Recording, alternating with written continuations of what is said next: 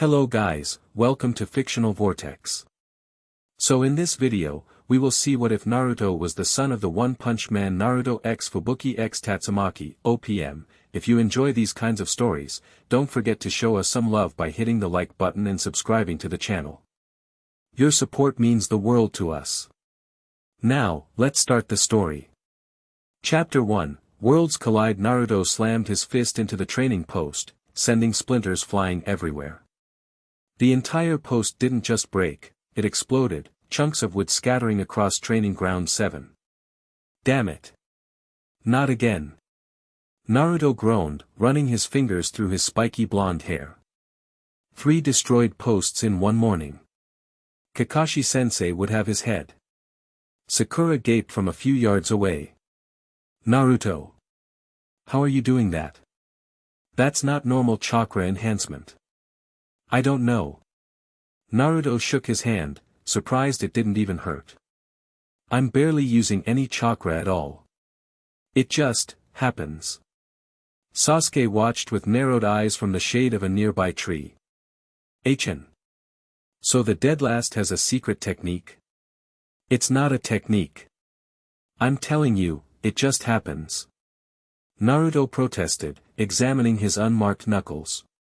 It had started a few months ago. Random bursts of ridiculous strength with no explanation. No visible chakra. No special jutsu. Just raw, overwhelming power that Naruto couldn't properly control. And nobody, not Kakashi, not Old Man Third, not even that creepy snake lady from the intelligence division, could figure out why. Sakura approached cautiously, her medic instincts kicking in. Let me see your hand. It's fine, Sakura-chan. Not even a scratch. Naruto held out his hand, wiggling his fingers. She took it anyway, green diagnostic chakra glowing around her fingers. Your chakra network looks normal, but there's something else, something I can't quite identify. Maybe it's just puberty, Naruto joked with a wide grin. I'm finally getting awesome. Sasuke snorted. Whatever it is, learn to control it. You're useless if you keep breaking everything you touch. Before Naruto could retort, a puff of smoke announced Kakashi's arrival. Yo, there's Sensei, said lazily, orange book in hand. His visible eye moved from Naruto to the destroyed training post. Ah. I see we're continuing our how many village resources can Naruto destroy competition. Kakashi-sensei. I didn't mean to, I swear. Naruto protested. I was just trying to practice regular punches. Kakashi sighed, tucking his book away. That's actually why I'm here. Lady Tsunade wants to see you immediately. Naruto blinked. The old hag? What for? I didn't pull any pranks lately, I swear. She didn't share details, but it involves recent developments. Kakashi's eye flickered meaningfully to the destroyed post. Team training is postponed. Naruto, head to the Hokage Tower now. Fine, fine. Naruto grumbled, brushing wood chips off his orange jacket. But tell her I'm not gonna be her personal demolition crew.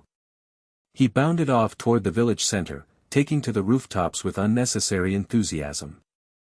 As he leaped from building to building, he noticed something strange in the sky, a shimmer, like heat waves but with odd colors bleeding through. What the heck? Naruto paused, perched on a water tower. The shimmer seemed to be growing larger, and now others were noticing too. Villagers pointed upward, and a few ANBU appeared on nearby rooftops. The distortion expanded rapidly, forming what looked like a crack in the sky itself. Swirling energy pulsed around its edges, not quite chakra, but something else, something Naruto had never felt before. Everyone evacuate the area, an ANBU shouted below. Naruto stepped forward instead of back. Whatever this was, he could help. He formed a familiar hand sign. Shadow Clone Jutsu. Dozens of Naruto clones appeared, immediately dropping to the streets to help direct civilians away from the growing disturbance. The original Naruto stared at the rift, a strange pull tugging at something deep inside him. Naruto. Tsunade's voice cut through his trance. She landed beside him on the water tower, her blonde pigtails whipping in the increasingly strong wind. What did I just say about staying put? This anomaly appeared less than 10 minutes ago and is growing exponentially. I was on my way to see you when it showed up. Naruto protested. What is that thing? Tsunade's eyes narrowed as she studied the rift. Unknown. Our sensors detect neither chakra nor any familiar energy signature. It's as if reality itself is tearing. The distortion pulsed, releasing a wave of energy that made Naruto stagger. But unlike everyone else who stepped back, he felt himself drawn forward. Naruto. Tsunade noticed his strange reaction. What's happening? I don't know. It's like it's calling me. Naruto took an unconscious step closer. Naruto, stand back. Tsunade grabbed his arm, but another pulse knocked her away. The rift expanded suddenly, tendrils of energy shooting out. One wrapped around Naruto's waist before anyone could react. Naruto. Tsunade lunged forward, but she was too late. The tendril yanked Naruto upward with impossible force. He yelled, trying to form hand signs for a substitution jutsu, but the energy surrounding him disrupted his chakra control. The last thing he saw was Tsunade's horrified face and the village falling away beneath him as the rift swallowed him whole. Falling. Spinning. Tumbling through a kaleidoscope of colors and sensations. Naruto couldn't breathe. Couldn't think. His body felt simultaneously stretched thin and compressed to a point.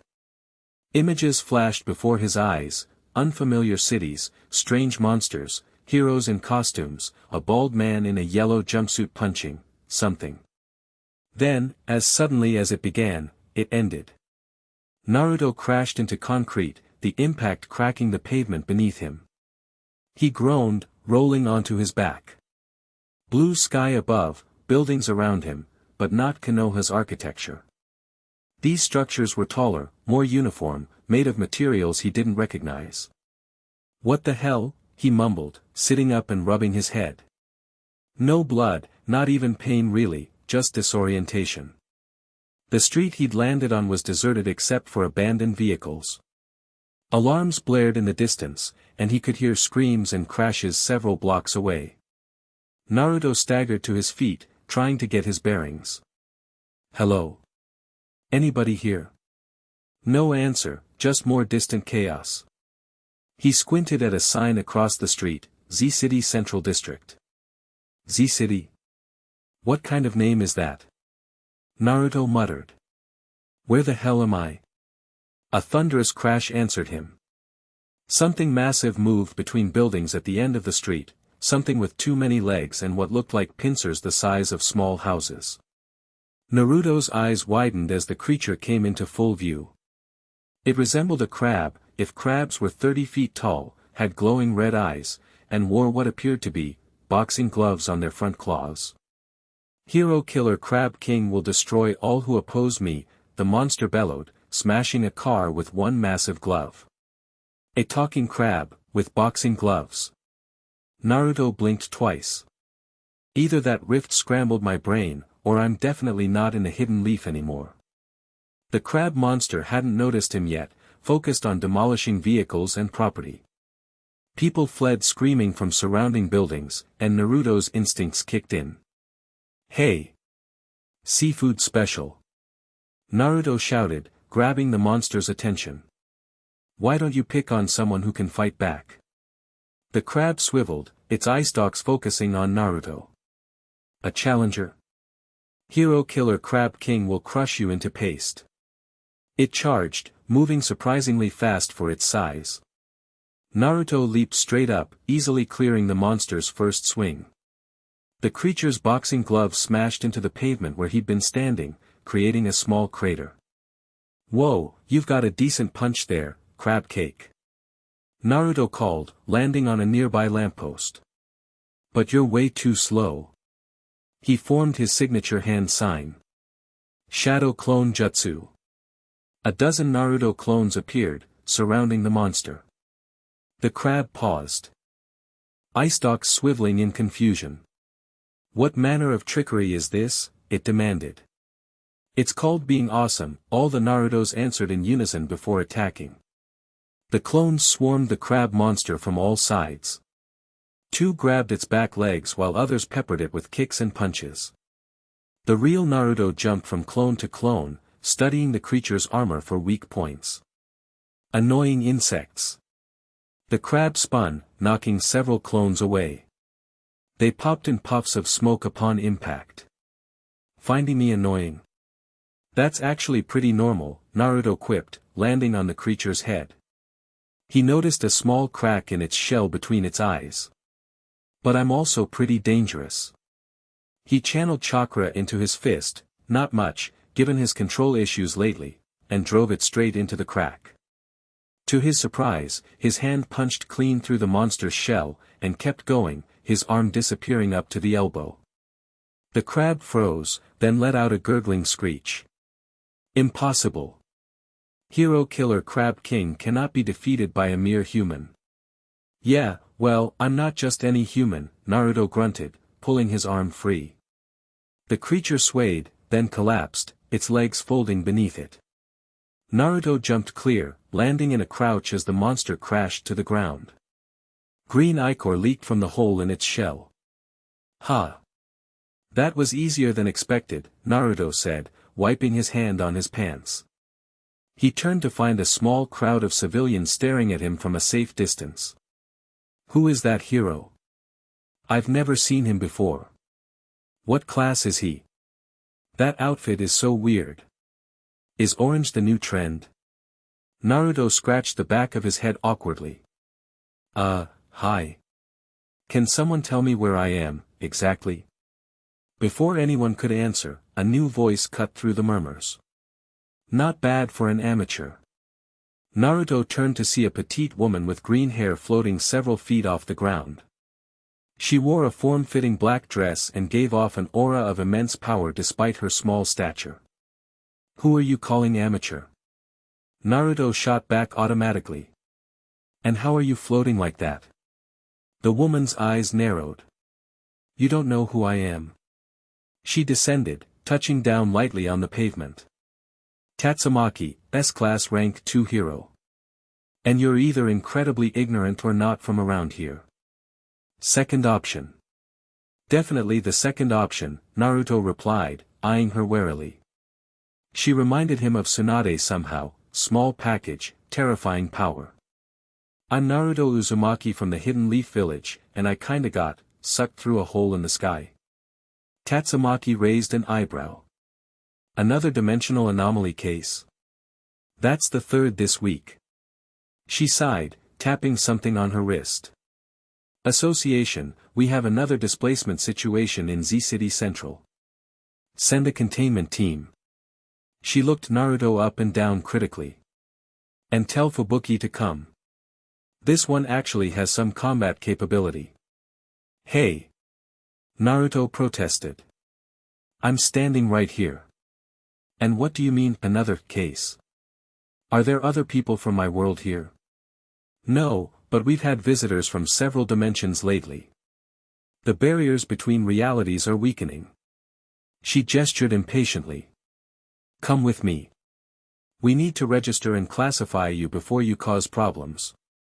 I don't need to be classified, Naruto crossed his arms. I need to get back home. My friends will be worried. That's not possible at the moment, Tatsumaki said flatly. The rifts are unstable and unpredictable. Unless you want to end up scattered across multiple dimensions, you'll need to wait until the association's scientists figure out how to create controlled passages. Naruto deflated slightly. How long will that take? Weeks. Maybe months. She turned and began walking away. Coming or not? Naruto sighed and followed, stepping over one of the crab monster's legs. So what's with all these monsters anyway? Is this normal here? Perfectly normal.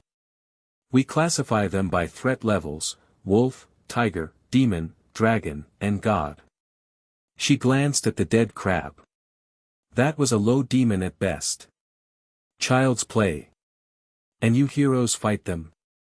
That's our job. We're ranked by classes, C, B, A, and S, with S being the highest. She gave him a sidelong look. What are you? Some kind of ninja with those clones? Or a psychic like me? Ninja, Naruto confirmed. Though lately I've been having some weird strength issues. I keep breaking stuff without meaning to. This seemed to catch Tatsumaki's interest. Uncontrolled power surges. That's unusual for dimensional travelers. Usually, powers are dampened by the transition, not enhanced. Before Naruto could respond, the ground shook with a tremendous impact. Both of them turned to see a new monster, this one resembling a gorilla with metallic skin, pounding its chest at the intersection ahead. Cyber Gorilla will crush all heroes, it bellowed. Tatsumaki sighed. These low-level threats are becoming tedious. She raised her hand, and green energy surrounded it. The gorilla monster suddenly froze mid-roar, outlined in the same green glow. It rose into the air, struggling uselessly against invisible forces. Wait. Naruto said, stepping forward. Let me try something. Tatsumaki gave him an impatient look but held the monster suspended. Make it quick. Naruto concentrated, focusing on his palm. A swirling ball of blue energy formed, his Rasengan, but something was different. It grew larger than usual, almost twice the normal size, and seemed to pulse with power. What is that technique? Tatsumaki asked, genuine curiosity in her voice. Rasengan, Naruto answered, studying the oversized sphere with surprise. Though it's not usually this big. Must be whatever's been affecting my strength. He sprinted forward, leaping high to reach the suspended monster. Let's see how Cyber Monkey likes this. Naruto slammed the enhanced Rasengan into the creature's chest. The impact was catastrophic. The Rasengan didn't just penetrate the metallic skin, it completely obliterated the monster's upper body. The explosion sent Naruto tumbling backward through the air. Tatsumaki's telekinesis caught him before he hit the ground, gently setting him on his feet. She stared at the remains of the monster as they crashed to the pavement. That was excessive, she commented, but there was a hint of respect in her voice. Naruto looked at his hand in shock. I didn't mean to put that much power into it. It's like my chakra is supercharged here. Interesting. Tatsumaki studied him more carefully. You might be more valuable than I thought. Come on, we need to get you to headquarters. As they resumed walking, a sleek black car pulled up alongside them. The back door opened to reveal an attractive woman with short dark hair and a form-fitting dress that accentuated her figure. She stepped out gracefully, adjusting her fur collar. Tatsumaki, is this our dimensional visitor? She asked, her eyes assessing Naruto with interest. Yes, and he's actually useful, unlike the others, Tatsumaki replied. Naruto, this is my sister, Fubuki. She leads the Blizzard group and handles special cases like yours. Nice to meet you, Naruto said with a grin, extending his hand. I'm Naruto Uzumaki, ninja of the Hidden Leaf Village. Fubuki shook his hand, her grip firm. B-class rank 1, Fubuki. Or Hellish Blizzard, if you prefer my hero name. She smiled coolly. I saw what you did to that cyber gorilla. Very impressive power output. Thanks, though I didn't mean to completely destroy it, Naruto admitted, rubbing the back of his head. My strength's been weird lately. We'll want to run tests at headquarters, Fubuki said, gesturing to her car. Would you mind coming with us? We can provide accommodations and help you adjust while we figure out how to get you home. Naruto nodded. I guess I don't have much choice. But I need to find a way back as soon as possible. As they drove through the city, Naruto pressed his face against the window, taking in the strange new world. Skyscrapers taller than anything in Konoha. Vehicles moving without horses. Screens on buildings showing moving pictures. And occasional glimpses of costumed individuals helping with cleanup or rescue efforts. So all these heroes work for your hero association? Naruto asked. Fubuki nodded. Most do, though there are independents. The association provides structure, resources, and payment based on hero rank and performance. Speaking of payment, Tatsumaki cut in, scrolling through her phone, you just earned me some points for those monster eliminations. The association credits the registered hero on scene. You're welcome. Naruto said uncertainly. Fubuki shot her sister an exasperated look. Ignore her. We'll make sure you're properly credited once you're registered. She studied him with professional interest. Your fighting style is unusual. Those clones were solid duplicates, not illusions, correct? Yep. Shadow clone jutsu. They're real copies of me, though they disappear if they take enough damage. And that spiraling energy attack. Rasengan. It's usually more controlled, but like I said, my powers are acting weird. The car turned into an underground garage beneath an imposing skyscraper with the letters HA prominently displayed on its facade. As they exited the vehicle, Fubuki led them toward an elevator. The association has been dealing with dimensional incursions for several months now, she explained as they ascended. You're the 7th visitor we've encountered, though the first with combat abilities this significant. What happened to the others? Naruto asked. Most were ordinary civilians. They've been placed in temporary housing while our scientists work on the problem. One was a low-level wizard from a magic-based reality, but his powers barely function here. The elevator opened to reveal a bustling office floor. Heroes of various appearances and costumes moved between desks and meeting rooms. Many stopped to stare as Tatsumaki walked past, giving her a wide berth. Is your sister always so popular? Naruto whispered to Fubuki. They fear her, Fubuki replied quietly. S-Class Rank 2 isn't just a title, she's one of the most powerful beings on the planet. And she has a temper. I can hear you, Tatsumaki said without looking back. They entered a large laboratory where scientists in white coats worked at complex equipment. A man with spiky blue hair and multiple arms approached them. Dr. Octavius, Fubuki greeted him. This is Naruto Uzumaki, our newest dimensional visitor. He has significant combat capabilities we'd like to assess. The multi-armed scientist adjusted his glasses with one hand while taking notes with another. Fascinating. Another breach so soon. The frequency is increasing, just as predicted. He circled Naruto, examining him from all angles. Young male, approximately 16 to 17 years old, unusual facial markings, orange attire. Impractical for stealth operations, hey. Naruto protested. Orange is awesome.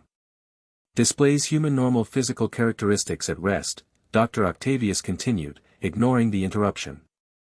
Subject claims ninja abilities including solid cloning and energy manipulation. I don't just claim them, Naruto grumbled. I'll show you. He formed a hand sign, and a single shadow clone appeared beside him. The scientists gasped, several rushing forward with scanning devices. The clone endured their prodding for about 30 seconds before popping out of existence in a cloud of smoke. Extraordinary! Dr. Octavius exclaimed. Perfect molecular duplication with apparent mass distribution. The energy requirements should be impossible. It's just chakra, Naruto shrugged. Every genin can do at least a basic clone, though mine are solid. Chakra. The scientist typed rapidly on a tablet. Your world uses spiritual physical energy fusion as a power source. Fascinating. Before the interrogation could continue, the laboratory doors slid open, and a bald man in a yellow jumpsuit and white cape strolled in, looking supremely bored. I got a message about another dimension thing, he said, picking his ear. Is this gonna take long? There's a sale at the supermarket ending in an hour. Naruto froze, staring at the newcomer. Something about the man triggered a strange sensation, like recognizing someone you've never met. Tatsumaki rolled her eyes. Saitama, your timing is terrible as usual. Yes, we have another dimensional traveler. She gestured toward Naruto. This one's actually useful in a fight, unlike you during most crises. Cool, Saitama said disinterestedly, but then his eyes met Naruto's. The bald hero paused, his perpetually bored expression shifting to one of mild curiosity. Huh. You seem familiar somehow, kid. I was thinking the same thing, Naruto admitted, studying the man's face.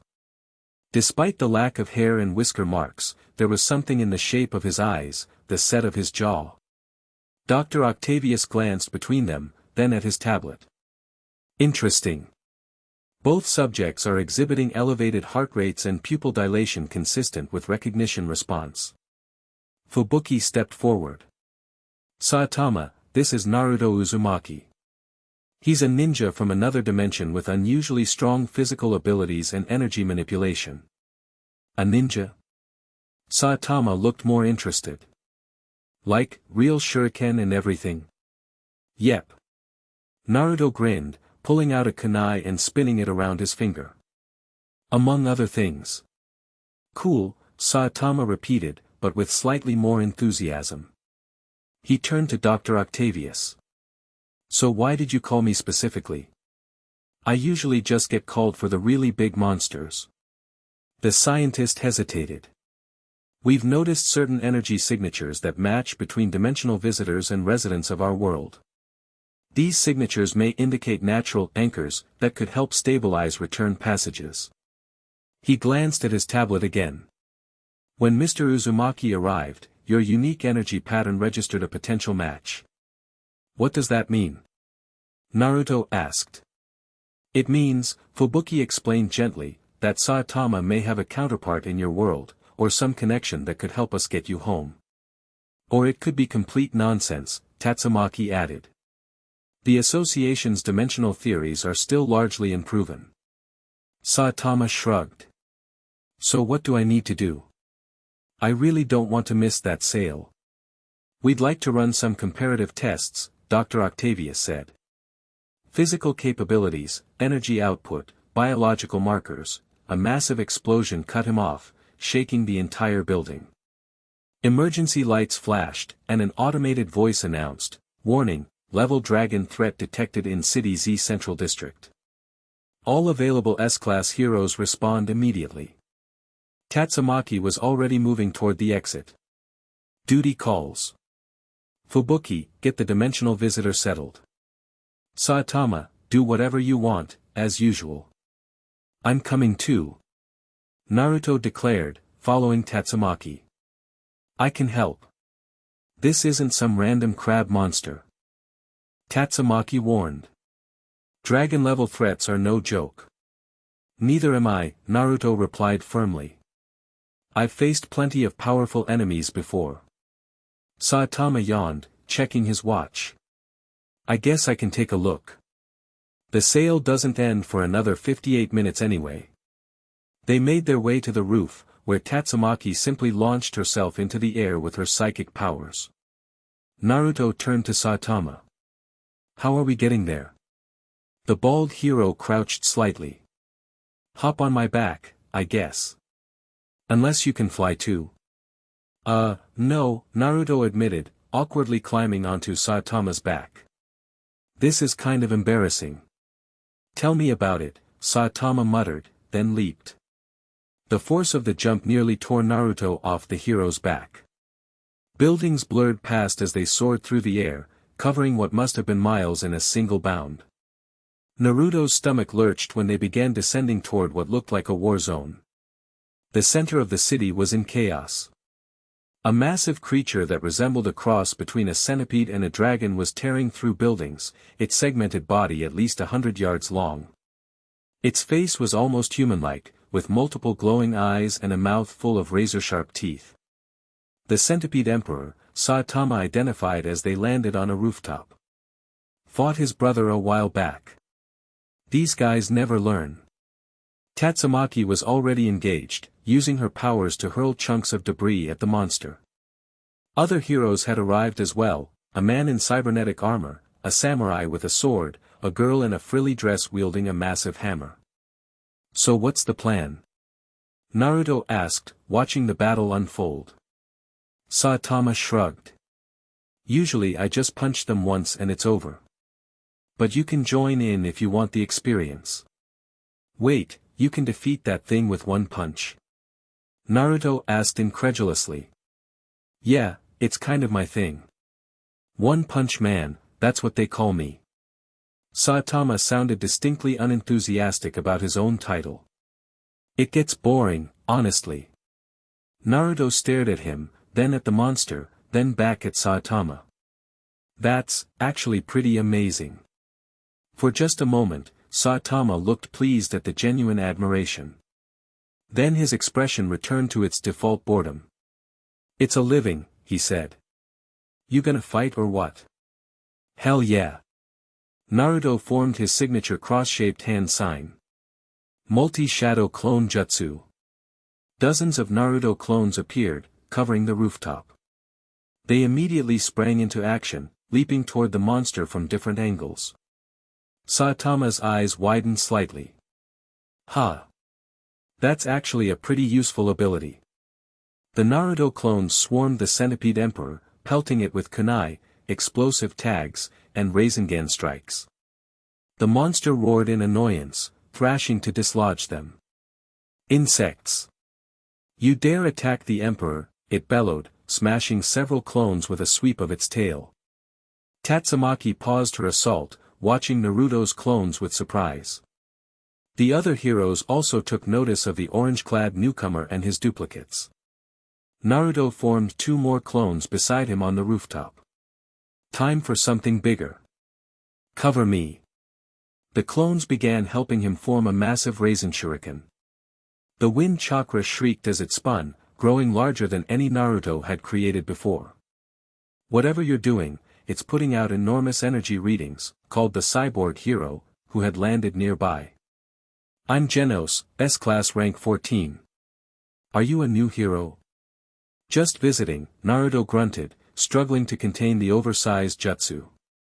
This is way more powerful than it should be. The Rasen Shuriken had grown to nearly 6 feet in diameter, the wind blades extending another 3 feet beyond that. It howled like a tornado, tearing at the rooftop beneath them. Throw it now, one of Naruto's clones shouted. We can't hold it any longer.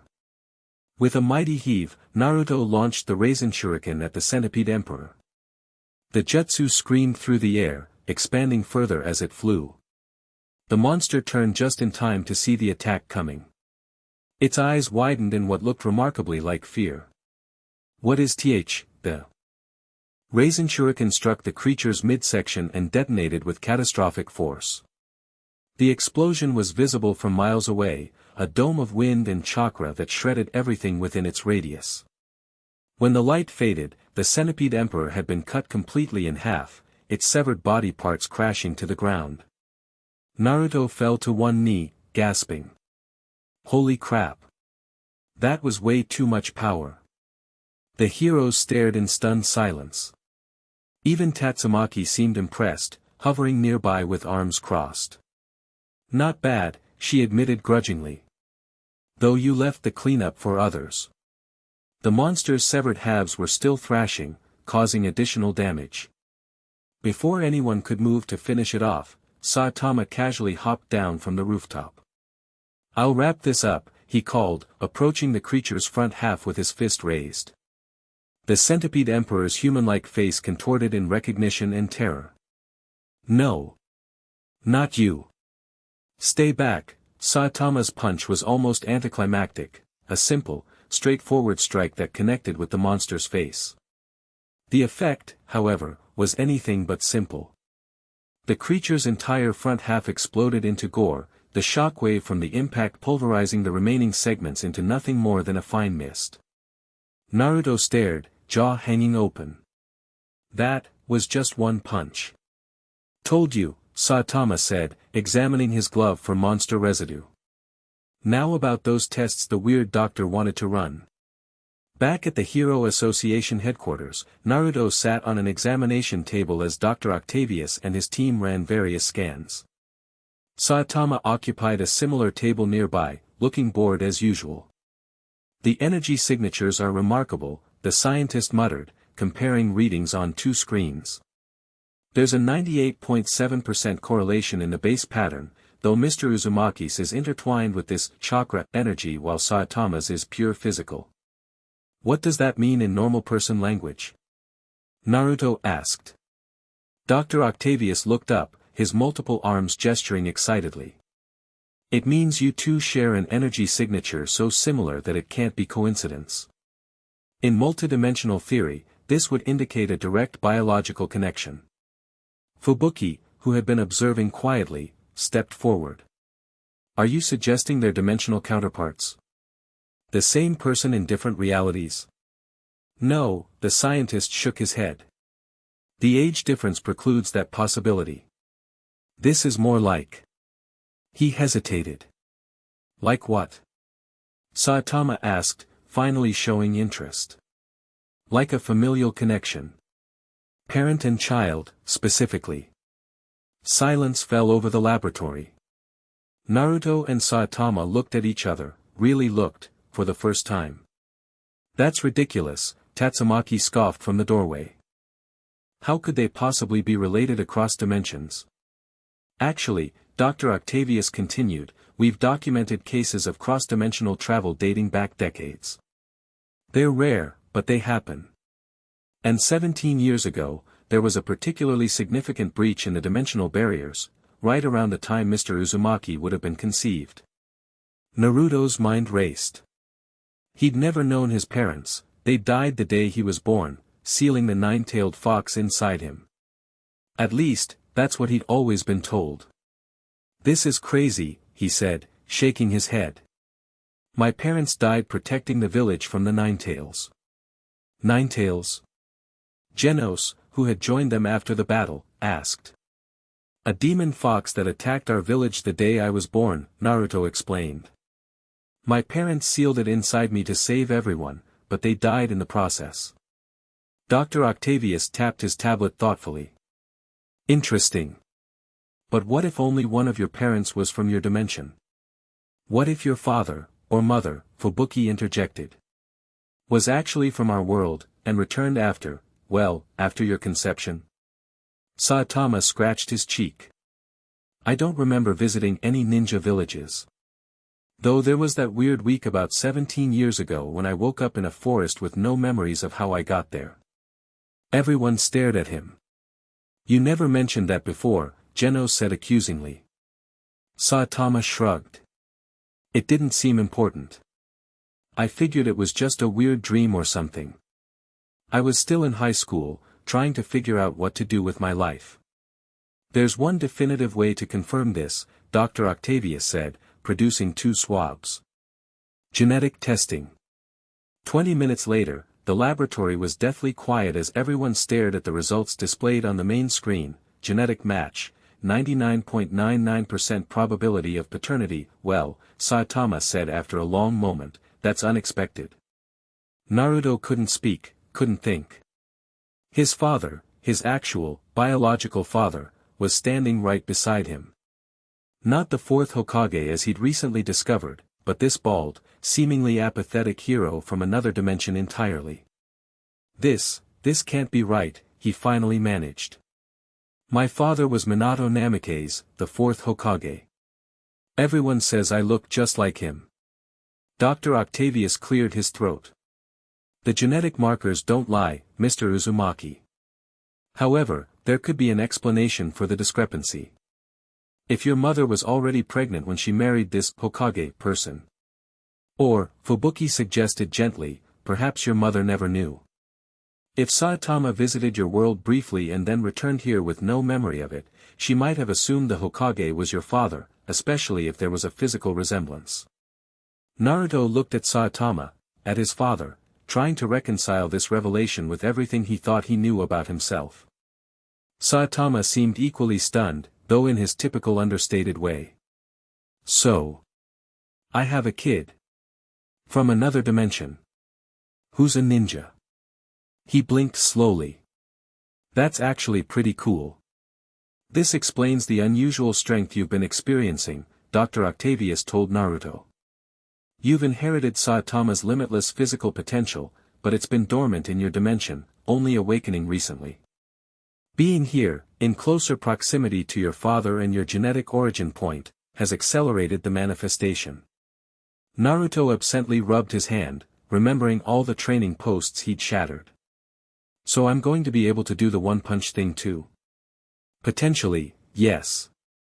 Though your chakra energy might interact with it in unpredictable ways. Tatsumaki, who had been uncharacteristically quiet, finally spoke up. Well, isn't this touching? Saitama has a son. The universe clearly has a strange sense of humor. She turned to leave. I'll report this to the association board. They'll want to know about any power development. As she left, Fubuki approached Naruto and placed a comforting hand on his shoulder. This must be overwhelming. We have quarters prepared for you here at headquarters if you'd like some. Time to process everything. Naruto nodded numbly. His entire world had just been turned upside down. Again. Saitama awkwardly patted Naruto's other shoulder. So, I missed that supermarket sale completely. But there's another one tomorrow at a different store. We could go together if you want. You know, to talk or whatever. Despite everything, Naruto found himself smiling. Yeah. I'd like that.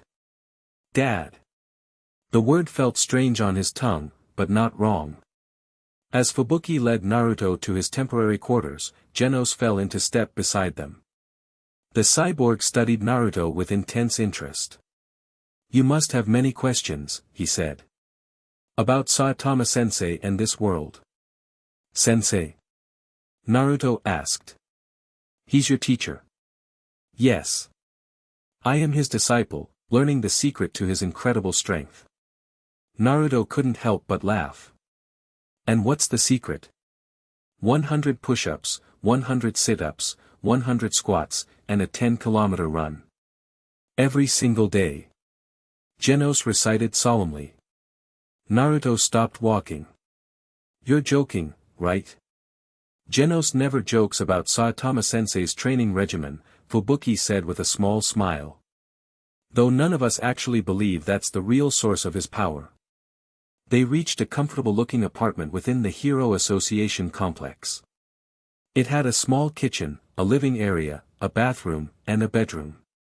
Rest, Fubuki advised. Tomorrow will be a big day. The association will want to assess your capabilities more thoroughly, and I imagine you and Saitama have much to discuss. Left alone, Naruto collapsed onto the bed, staring at the ceiling. His mind whirled with questions, implications, and emotions. His father was alive. Not Minato Namikaze, but a hero from another dimension who could destroy monsters with a single punch. What did that make Naruto himself? Who was he now? And most pressingly, how was he going to get home to tell everyone? As if in answer to his thoughts, a small ripple appeared in the air above his bed.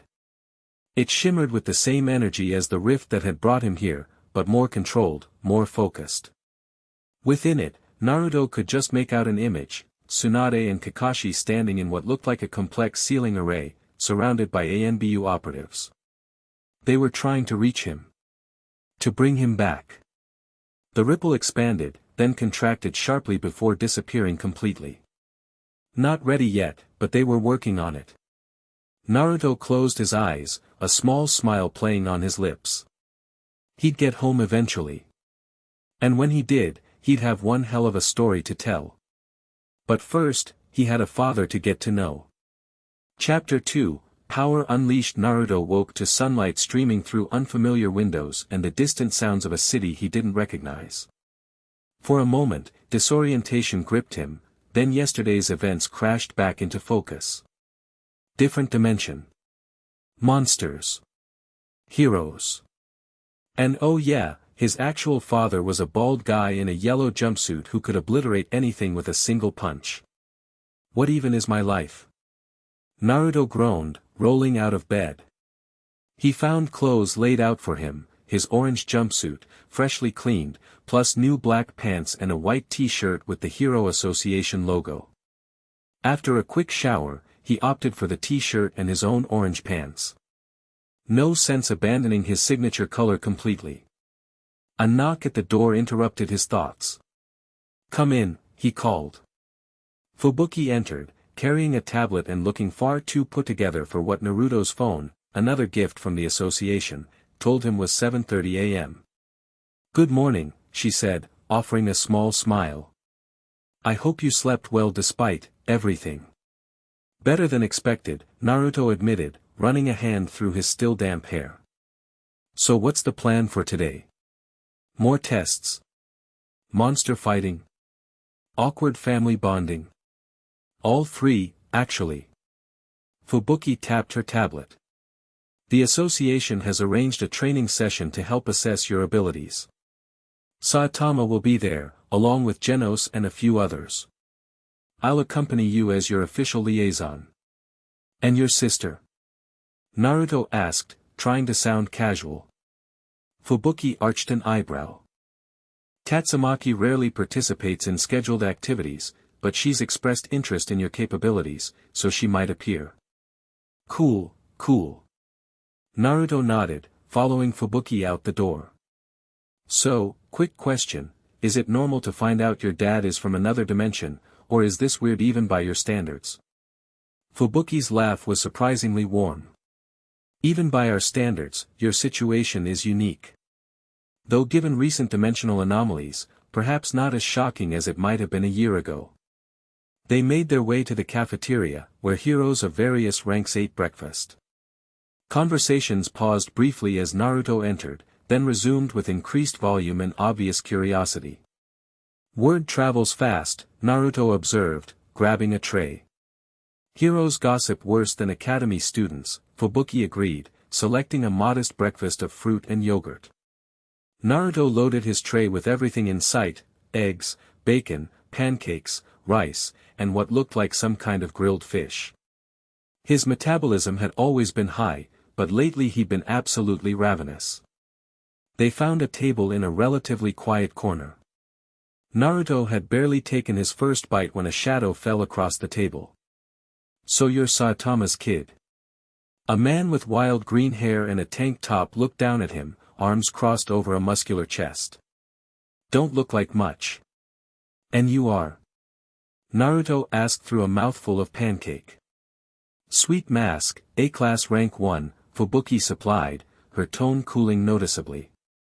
"A hero with strong opinions.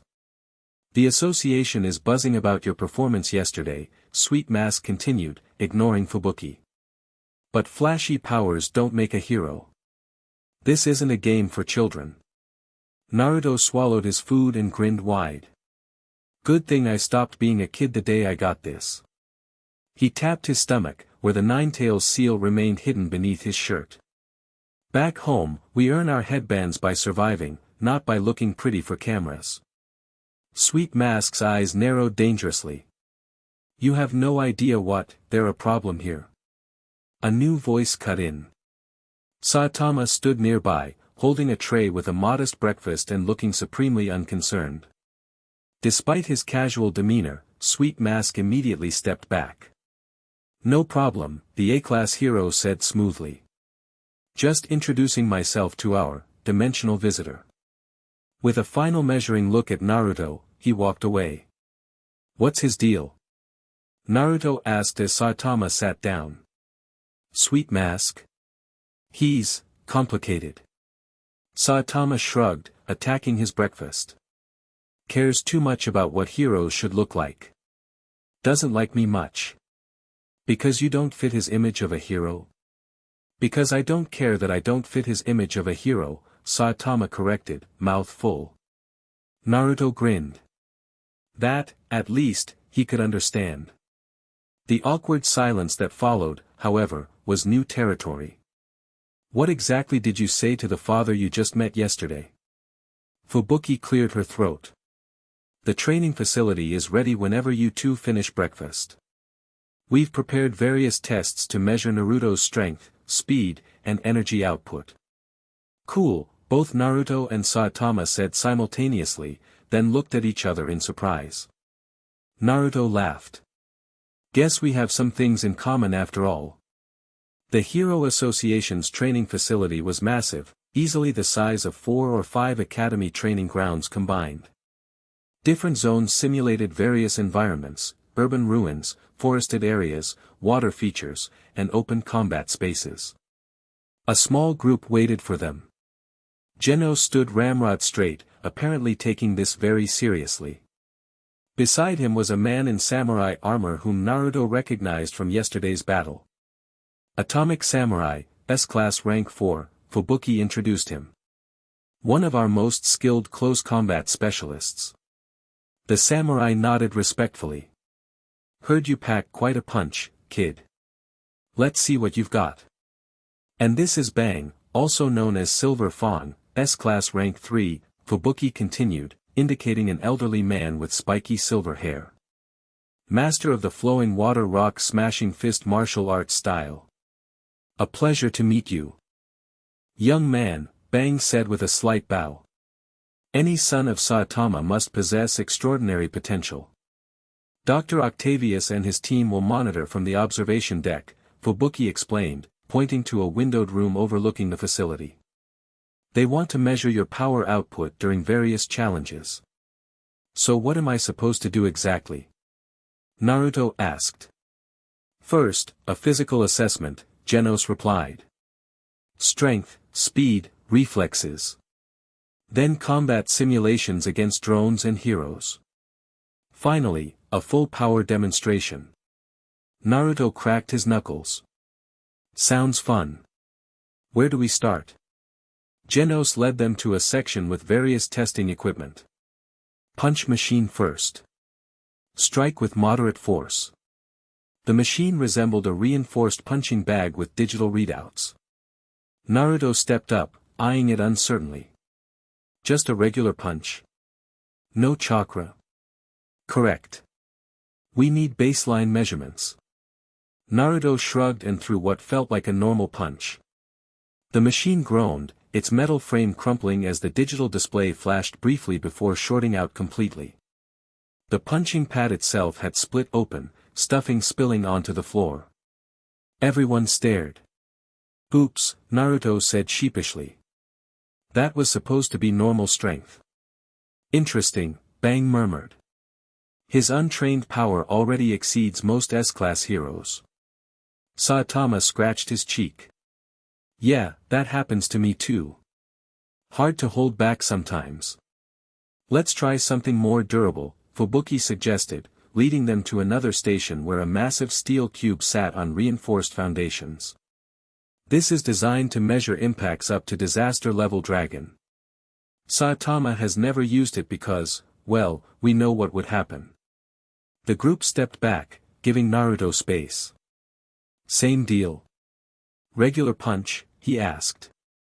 Yes, but try to control the output even more, Genos advised. Perhaps at 10% of what you just did. Naruto nodded, took a deep breath, and threw a deliberately gentle punch. The steel cube shuddered, a small dent appearing at the impact point. Digital readings flashed on nearby screens. Better, Fubuki nodded. Still equivalent to A-class strength, but controllable. They moved through more tests, lifting weights. Naruto managed 10 tons without breaking a sweat. Running speed, he broke the sound barrier before realizing he should slow down, and reflexes, he caught every one of the 100 rubber balls fired at him simultaneously from different angles. This is getting boring, Naruto complained after an hour. When do I get to fight something? The physical data is essential for understanding your capabilities, Genos explained patiently. But we can proceed to combat assessment. This perked Naruto up immediately. Sweet. Who am I fighting? You. The samurai guy. Me, said a familiar voice from behind. Tatsumaki floated down from the observation deck, arms crossed and expression neutral. My sister? Fubuki looked surprised. I didn't think you were interested in training sessions. I'm not here to train him, Tatsumaki replied. I want to see what he's capable of when pushed. These toys won't give us real data. Naruto grinned. Fine by me. I've been wanting a rematch since yesterday. We never fought yesterday, Tatsumaki pointed out. Yeah, but you were all amateur this and classification that. Time to show you what this ninja can do. They moved to the largest open area. Atomic Samurai and Bang cleared out, heading to the observation deck. Saitama simply walked to the side, looking mildly interested for once. Rules? Naruto asked, bouncing on the balls of his feet.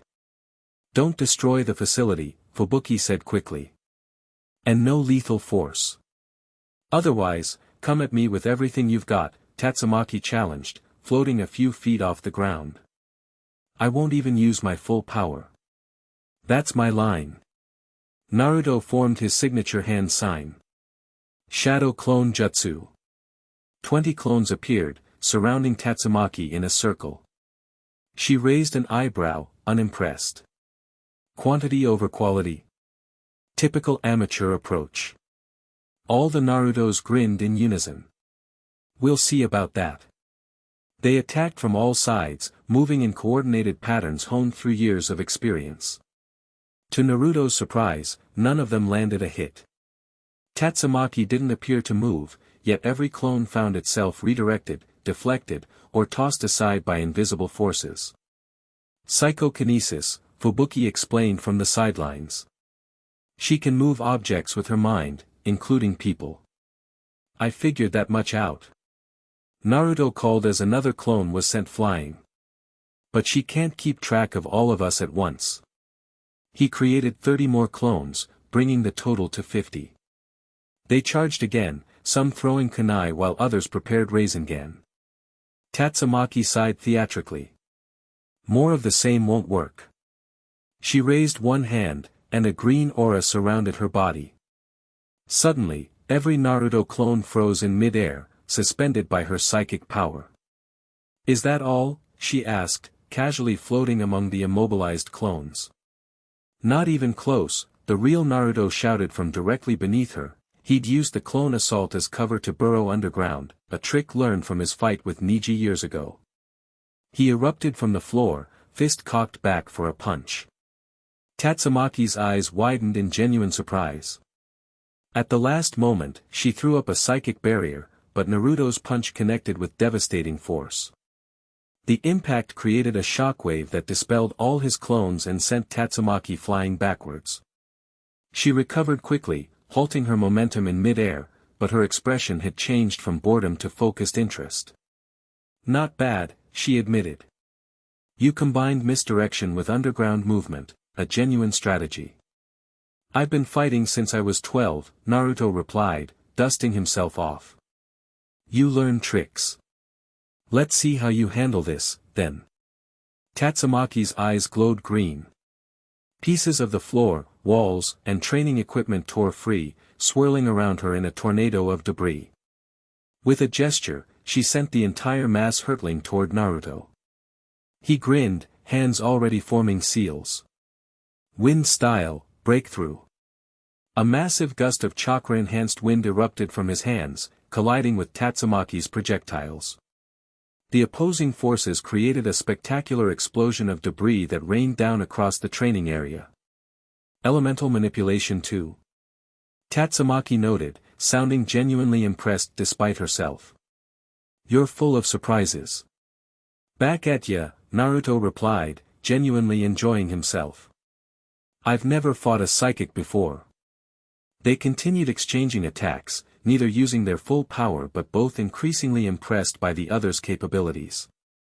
Naruto landed a few more hits through clever combinations of clones and misdirection. Tatsumaki caught him in psychic hold several times, only for him to substitute. Or use clones to break free. From the sidelines, Fubuki watched with growing fascination. His fighting style is perfect against my sister, she murmured to Saitama. Unpredictable, multiple simultaneous attacks, and he adapts instantly. Saitama nodded, actually looking engaged. He's pretty good. Better than I was at his age. After 15 minutes of increasingly creative exchanges, Fubuki called a halt. That's enough. We've collected sufficient data, and you're both getting dangerously close to damaging the facility. Naruto and Tatsumaki paused, both breathing a bit harder than when they started. A reluctant smile played at the corners of Tatsumaki's mouth. Not completely hopeless, she conceded, descending to the ground. With proper training, you might actually become useful. Coming from her, Naruto suspected this was high praise. Same to you, Tornado. You'd make a decent ninja with those tricks. To everyone's surprise, she actually laughed, a short, surprised sound quickly suppressed. Don't get cocky, dimensional brat. The observation deck door opened, and Dr. Octavius rushed out, multiple arms gesturing excitedly. Extraordinary. Simply extraordinary. Mr. Uzumaki, your power readings are off the charts, but in a completely different pattern than your father's. Different how? Naruto asked, accepting a towel from Fubuki. Saitama's power is pure physical energy, straightforward but limitless. Yours is a hybrid, tremendous physical strength intertwined with this chakra energy in ways we've never seen before. It creates unique effects when combined. Like my Rasengan being way more powerful than normal. Exactly. And there's more, your healing rate is accelerated even beyond Saitama's. That small cut you received from debris? He pointed to Naruto's arm where a scratch had indeed been a moment ago. Already completely healed. That's normal for me, Naruto shrugged. I've always healed fast because of something else I've got inside me. The nine tails, you mentioned? Genos asked. Naruto hesitated, then nodded. Yeah. It's a long story, but basically I've got a giant fox demon sealed inside me. Been there since I was born. Gives me extra chakra and healing. A demon? Bang stroked his chin thoughtfully. We have many monsters here, but nothing quite like that. It's complicated, Naruto said. But here's the weird thing, I can usually feel the fox, sense his chakra. But since I arrived in this dimension, he's been quiet. Like, totally silent. This got everyone's attention, especially Dr. Octavius. Fascinating. Perhaps interdimensional transit affected the entity? Or maybe it's dormant in our reality due to differing metaphysical laws. Or maybe it's just enjoying the vacation from your constant chatter, Tatsumaki suggested dryly. Naruto laughed. Maybe. Anyway, what's next? I'm starving after that workout. Lunch, Saitama said immediately. I know a good ramen place nearby. Naruto's eyes lit up. Ramen? Now you're speaking my language. The ramen shop was small, tucked between a convenience store and a laundromat a few blocks from the Hero Association headquarters. Despite its modest appearance, the aroma wafting from inside made Naruto's mouth water instantly. Best ramen in Z City, Saitama said as they entered. Maybe not as good as whatever you're used to, but smells amazing. Naruto interrupted, already sliding onto a stool at the counter. One of everything, please. The shop owner, an elderly man with a weathered face, laughed. You sound just like this one the first time he came in, he said, nodding at Saitama. Now I understand why. News of their relationship had spread fast. Naruto glanced at Saitama, wondering if the attention bothered him, but the bald hero seemed focused entirely on the menu. They weren't alone for lunch. Fubuki had joined them, as had Genos, who explained he didn't need to eat but enjoyed observing Saitama's habits. To everyone's surprise, Tatsumaki also appeared, claiming she happened to be in the area, and was moderately hungry. So, Naruto said between slurps of his first bowl, I've gotta ask, how'd you get so strong anyway? Genos mentioned some workout routine, but that can't be all there is to it. Saitama shrugged. 100 push-ups, 100 sit-ups, 100 squats, and a 10-kilometer run. Every single day for 3 years. No air conditioning or heat either. That's literally it. Naruto stared. Seriously? That's not even that intense. I did harder training at the academy. I know, right? Saitama agreed, seemingly relieved someone finally understood. Everyone thinks I'm hiding some secret technique, but nope. Just basic training, consistently. Perhaps, Dr. Octavius interjected from a nearby table where he was taking notes, the training merely activated a latent ability already present in your genetics. A potential Saitama passed to Naruto, explaining why his strength is increasing so rapidly now. Or, Tatsumaki said, delicately eating her ramen, he broke his limiter through sheer stubborn idiocy, and somehow that trait is hereditary. Limiter? Naruto asked. A theoretical maximum capacity for growth, Genos explained. Dr. Genos proposed that all living beings have natural limits to their potential strength. Sensei somehow removed his. And now you're starting to break yours, Fubuki added, watching Naruto with those perceptive eyes of hers. Which raises the question, what happens when someone with already enhanced chakra abilities removes their physical limiter? Naruto paused mid-slurp. Is that dangerous? Potentially, Dr. Octavius admitted. Your power fluctuations could become more extreme before you achieve control. We've already observed your enhanced techniques causing significantly more collateral damage than intended. Great, Naruto groaned. So I could accidentally destroy stuff even worse than before. The old hag, Lady Tsunade, is gonna kill me when I get back. If you get back, Tatsumaki pointed out bluntly. The dimensional breaches are increasing, but controlled travel remains impossible. An uncomfortable silence fell over the table. Naruto had been trying not to think too much about the possibility of being stuck here permanently, away from all his friends and everything he knew. Saitama, surprisingly, broke the tension. You'll get back, he said with simple certainty. And until then, I'll help you figure out this strength thing. Been dealing with it longer than you. Naruto looked at his newly discovered father with genuine gratitude. Thanks. Dad. The word still felt strange, but less awkward than yesterday. Saitama looked equally uncomfortable but nodded. So what do we do now? Naruto asked, finishing his third bowl. More training. Actually, Fubuki said, checking her phone, there's been a development. The association scientists want to meet with us immediately. Something about a new dimensional reading. Back at headquarters, they gathered in the main research laboratory. The atmosphere was tense, with scientists rushing between workstations and monitors displaying complex readings. Ah, good, you're here, Dr. Octavius greeted them, all 6 arms occupied with different tablets and instruments. We've detected a major dimensional anomaly forming, the largest since Naruto's arrival. He gestured to the main screen, which showed a map of Z-City with a pulsing red dot near the bay. It began approximately 43 minutes ago and has been growing steadily. Energy signatures match those from Naruto's arrival point, but at roughly 15 times the magnitude. Is something coming through? Naruto asked, a mixture of hope and apprehension in his voice. Maybe someone from Konoha trying to find me? Possibly, the scientist hedged. But the scale suggests something much larger than individual transit.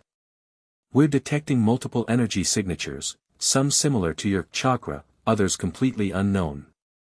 Saitama scratched his head. So what do we do? Go check it out. Precisely, Dr. Octavius nodded. We need S-class heroes on site immediately. If this is another incursion, it could threaten the entire city. I'll coordinate the response, Fubuki said, already typing on her phone. Tatsumaki, can you do aerial reconnaissance?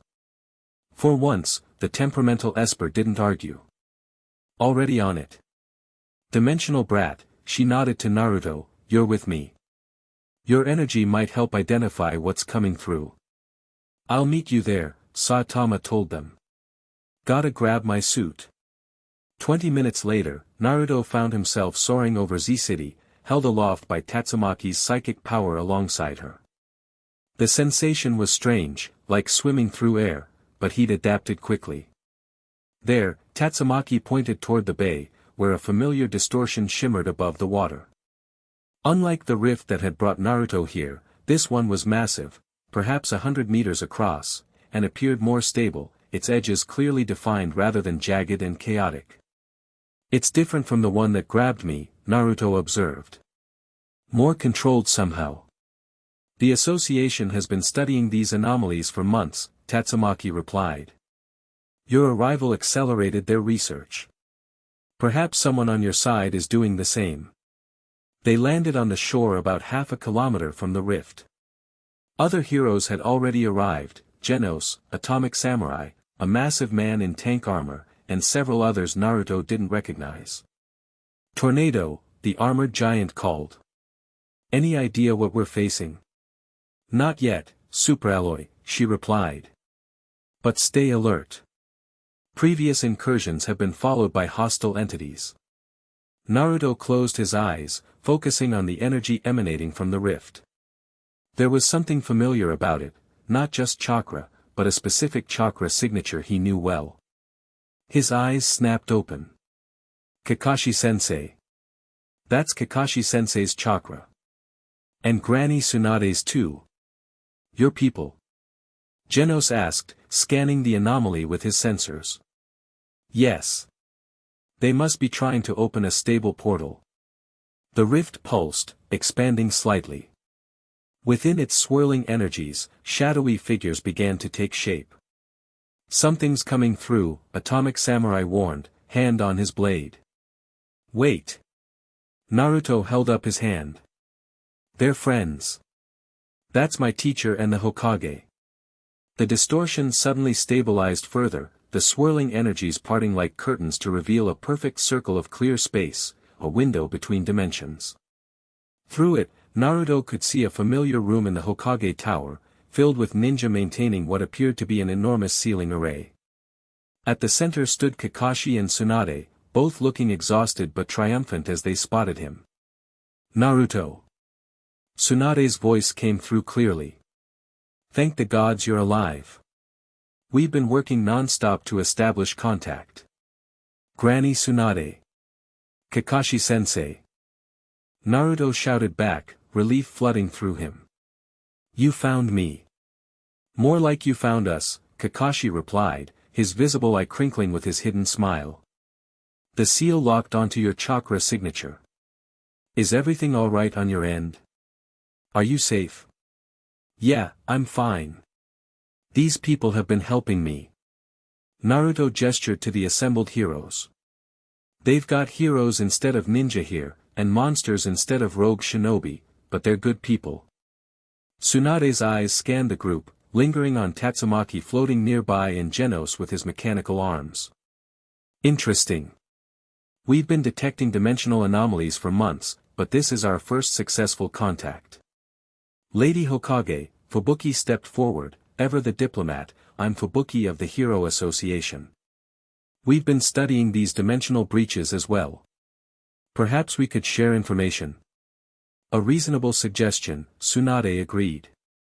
But our immediate priority is retrieving Naruto. About that, Kakashi interjected, the portal is stable but temporary.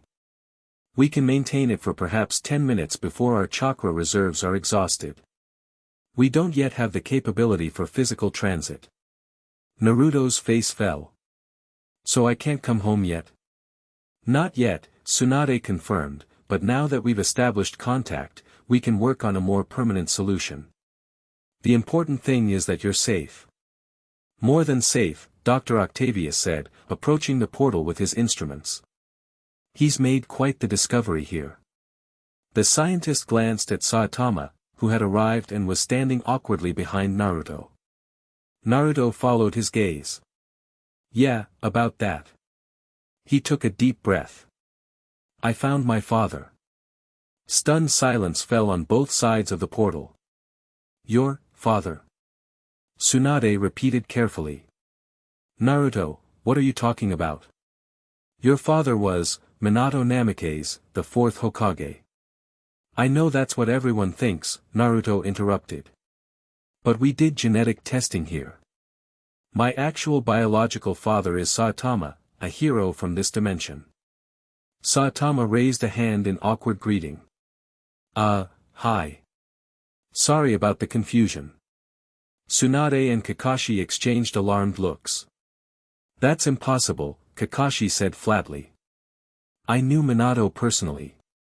I watched him seal the Nine Tails into you while Kushina used her remaining chakra to help, Naruto finished. I know the story.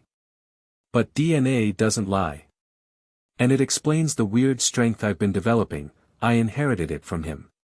He pointed at Saitama. Saitama can destroy any enemy with a single punch, Genos added helpfully. His power is limitless. The ninja on the other side of the portal looked stunned. Tsunade recovered first, her expression becoming calculating. 17 years ago, there was an unusual chakra disturbance near the village, she said slowly. A few months before the Ninetails attack. Kushina was already pregnant then, but the timeline fits, Kakashi concluded reluctantly. If dimensional travel was possible then. It was, Dr. Octavius confirmed. We have records of a significant breach 17 years ago, though the details are classified. Saitama reports waking in a forest with no memory of how he got there or what happened during a missing week. This is complicated, Tsunade said finally. Naruto, we need time to process this and investigate further. The fourth Hokage's legacy is central to the village's history. I know, Naruto said quietly. I'm still figuring it out myself. The portal flickered, the edges becoming less distinct. We're losing stability, Kakashi warned. Naruto, we'll contact you again in 24 hours. Be near water, it seems to help conduct the dimensional energies. Wait. Naruto called. There's something else you should know. The dimensional breaches are getting worse on this side too. They think something bigger is coming, maybe even causing the rifts deliberately. Tsunade's expression darkened. We've suspected the same. Ancient texts mention a being that exists between dimensions, seeking to devour chakra and life energy from multiple worlds. The dimensional rifter, Dr. Octavius breathed. Our legends speak of it too, a creature that feeds on the barriers between realities. Research everything you can, Tsunade ordered. Next contact, we'll exchange information and form a plan. Naruto, stay safe. And Naruto, Kakashi added, if Saitama really is your father, well, use this time to get to know him. Family is precious, no matter where it comes from. The portal flickered once more, then collapsed in on itself, leaving nothing but empty air above the bay. Naruto stood silently for a long moment, staring at where the connection to his home had been. They're really trying to get you back, Saitama observed quietly. Yeah, Naruto nodded. They are. He turned to face the assembled heroes. So what's this dimensional rifter thing the doc mentioned? Dr. Octavius adjusted his glasses nervously. A theoretical entity from ancient texts, a being that supposedly exists between dimensions, feeding on the energy of the barriers. If it's real, and if it's actively weakening those barriers, then all these breaches aren't accidents, Fubuki concluded. They're being caused deliberately. And my arrival might have accelerated whatever it's planning, Naruto added grimly. We need more information, Genos stated. Both about this entity and about the connections between our worlds. I might know where to start, Naruto said. If your legends mention this thing, ours probably do too. When the portal reopens tomorrow, we should ask about the oldest records in Konoha, the Uzumaki clan scrolls. Tatsumaki, who had remained uncharacteristically quiet, finally spoke. If this thread exists between dimensions, it threatens both our worlds. We need to prepare for battle on a scale we haven't seen before. That means training, Bang said, stroking his beard. Young Naruto must learn to control his developing powers before they're needed. Saitama nodded. I'll help. Not much for teaching, but I know a thing or two about dealing with too much strength. And I'll assist with your chakra control, Fubuki offered. While I use psychic energy rather than chakra, the principles of energy manipulation are similar. My sister's right for once, Tatsumaki added. If we're facing a multidimensional threat, we need you at full capacity. I'll help with combat training, your techniques have potential, but your execution lacks refinement. Naruto looked around at these heroes, strangers just yesterday, allies today. Thanks, everyone. Let's get started. Dawn broke over Z City the next morning to find Naruto already awake, sitting cross-legged on the roof of the Hero Association headquarters. Eyes closed, hands formed in a familiar seal, he focused on the flow of chakra through his body. Since arriving in this dimension, his chakra had felt different, wilder, more potent, but also harder to control. It mixed with his newly awakening physical power in unpredictable ways, sometimes amplifying techniques beyond his intent, other times disrupting them entirely. Your posture is wrong. Naruto cracked one eye open to find Tatsumaki floating nearby, arms crossed. I've been meditating like this for years, he protested. And your chakra control has always been subpar, according to what you told Fubuki. She descended, touching down on the roof. Your energy leaks from multiple points. Inefficient. Fine, Naruto sighed. Show me, then. To his surprise, she sat down facing him, her legs folding into a different meditative pose. Energy control is energy control, regardless of the source, she said. Match my position. Naruto complied, adjusting his posture to mirror hers. Now, visualize your energy as water in a container. Currently, your container has cracks. Find them. Seal them. He closed his eyes again, focusing inward. Using her analogy, he imagined his chakra as water swirling inside him, and immediately saw the problem. There were indeed leaks, places where his chakra escaped in small but constant streams. I see it, he murmured. Never noticed before. Focus on the largest leak first. Visualize it closing, sealing the energy inside.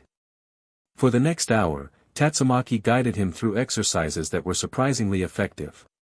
By the time Fubuki arrived with breakfast, Naruto's chakra control had improved noticeably. I'm impressed, Fubuki said, setting down a tray of food. My sister rarely teaches anyone. The dimensional brat learns quickly, Tatsumaki admitted grudgingly. His energy potential exceeds most espers I've encountered. High praise, Fubuki translated with a small smile. Naruto, Saitama will meet us at the training facility in an hour. Today we focus on physical control. Great. Naruto grabbed a rice ball from the tray. I've got some ideas based on what we did this morning. The training facility had been modified overnight, reinforced to withstand even greater forces. When they arrived, Saitama was already there, casually punching a specially designed impact wall.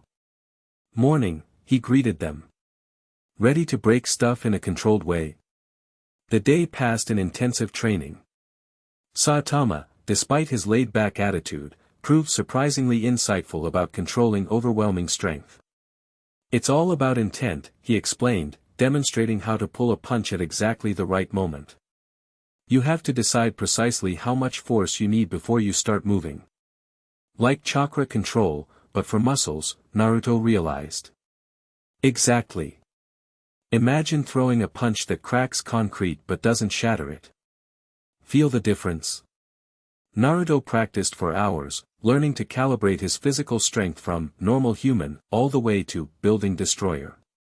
By mid-afternoon, he could consistently hit targets with precisely the intended force. Fubuki worked with him next, focusing on combining his chakra with his physical strength in controlled ratios. Think of them as separate ingredients, she suggested. Your chakra is like spice, a little goes a long way when mixed with your raw strength. That's actually a really helpful way to think about it, Naruto said, forming a Rasengan that was smaller but much more stable than his previous attempts. I've always just kind of shoved as much chakra as I could into techniques. Because you needed to compensate for control issues, Fubuki explained. Now that your physical strength has awakened, you need precision, not volume. Even Genos joined in, helping Naruto analyze and refine his taijutsu for maximum efficiency. Your style is unorthodox but effective, the cyborg observed. With proper biomechanical optimization, you could increase striking power by 47% while reducing energy expenditure by 32%.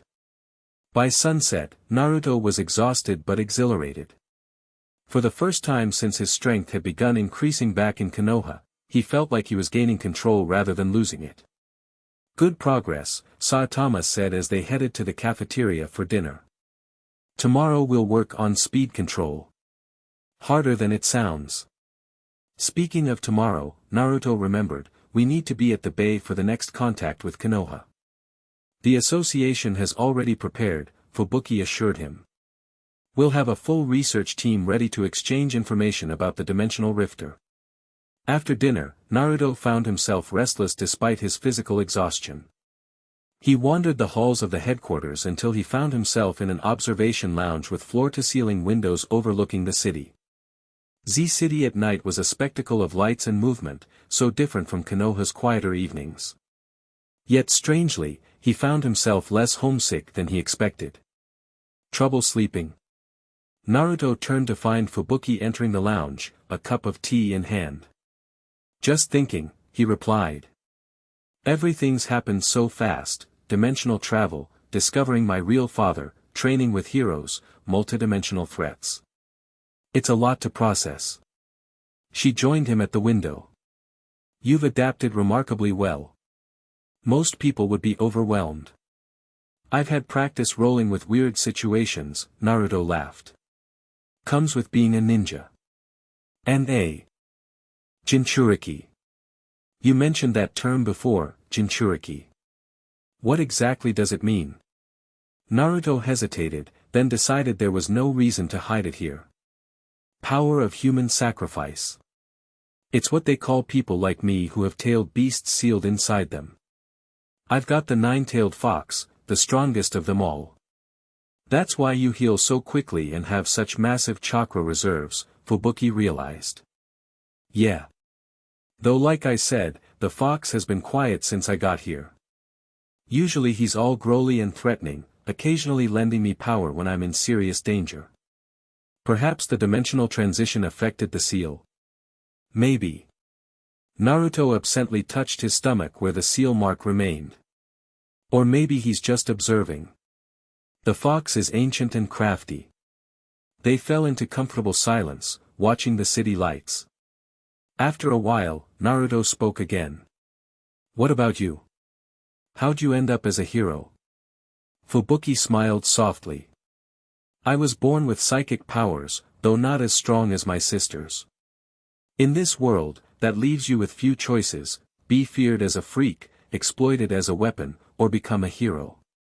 So you chose hero. And formed your own group. The Blizzard Group, yes. I needed allies to compensate for the gap between myself and Tatsumaki. Together we're stronger than any of us alone. That's something we definitely agree on, Naruto said earnestly. Back home, I was alone for a long time. It wasn't until I found friends, teammates, mentors that I really started to grow. Fubuki studied him with those perceptive eyes. You've had a difficult life, haven't you? Parts of it, Naruto admitted. Being a Jinchuriki meant most of the village feared or hated me as a kid. But things got better. I proved myself. Found people who saw me, not just the fox. And now you've found another piece of your identity, she observed. Son of a hero from another dimension. Yeah. Naruto laughed. Still wrapping my head around that one. Saitama's nothing like I imagined my father would be, but I like him. He's straightforward. Genuine. He is that, Fubuki agreed. One of the few heroes who truly doesn't care about rank or fame.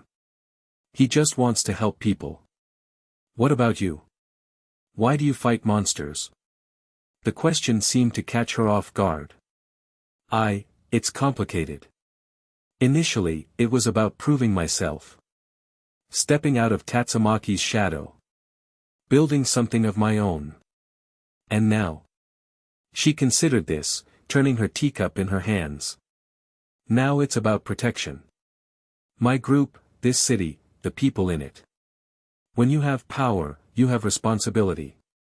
That, Naruto said with a grin, is something else we definitely agree on. Their conversation continued late into the night, talking about their respective worlds, powers, experiences. By the time they parted ways, Naruto realized he'd made his first genuine friend in this dimension. The next day dawned clear and bright, perfect conditions for the planned contact with Konoha. A substantial Hero Association contingent gathered at the bay, including all available S-class heroes, researchers, and officials. Quite the turnout, Naruto observed as he arrived with Saitama, Fubuki, and Tatsumaki. Interdimensional contact is unprecedented officially, Fubuki explained. Yesterday's communication was witnessed by only a few. Today the full association wants to participate. Great, Saitama muttered. More meetings. At precisely noon, the dimensional energy began to gather above the water, swirling into the now familiar pattern. This time, the portal stabilized more quickly, opening to reveal the same room in the Hokage Tower, but with many more people present. Tsunade stood front and center, with Kakashi, Sakura, and Shizune beside her. Behind them, Naruto spotted Shikamaru, Niji, and several ANBU operatives maintaining the sealing array. Naruto. Sakura called, her face lighting up.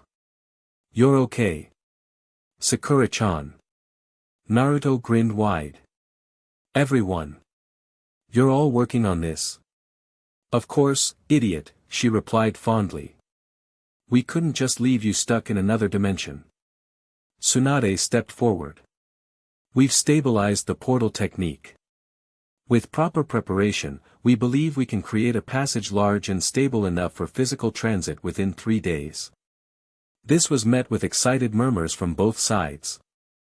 Naruto felt his heart leap at the prospect of going home, though a quick glance at Saitama reminded him that returning would mean leaving his newfound father behind. We've prepared information on the dimensional rifter, Fubuki said, stepping forward. Dr. Octavius has compiled our legends and research. As have we, Tsunade replied. Shizune, the scrolls. Shizune held up several ancient-looking scrolls. These contain the Uzumaki clan's records of an entity they called the Devourer Between Worlds. According to these texts, it attempted to invade our dimension over 1,000 years ago. The timing matches our records as well, Dr. Octavius said excitedly. Approximately 1,200 years ago, multiple tears in reality were documented by the Ancient Hero Society. The Uzumaki clan created special sealing techniques to force the entity back and repair the dimensional barriers, Shizune continued. But the texts warn that it can never truly be destroyed, only banished for a time. And that time appears to be ending, Kakashi observed grimly. The frequency of dimensional anomalies has increased exponentially over the past month. As the scientists and researchers exchanged information across the dimensional divide, Naruto noticed something odd, a subtle distortion in the air several hundred meters out in the bay, separate from the established portal. Hey, he nudged Saitama, pointing. Do you see that? Saitama squinted. Yeah. Looks like another one of those rift things, but smaller. Genos, overhearing them, turned his enhanced vision toward the anomaly. Confirmed. Secondary dimensional disturbance forming. Energy signature doesn't match our portal. This caught everyone's attention. Tatsumaki rose into the air for a better view, while on the Konoha side, Niji activated his Byakugan. There's something coming through, Niji reported, veins bulging around his eyes. A chakra signature I've never felt before, ancient and massive. Same on our end, Tatsumaki called down. Energy readings are off the charts. The secondary rift pulsed, expanding rapidly. Unlike the controlled portal between the groups, this one writhed and twisted unnaturally.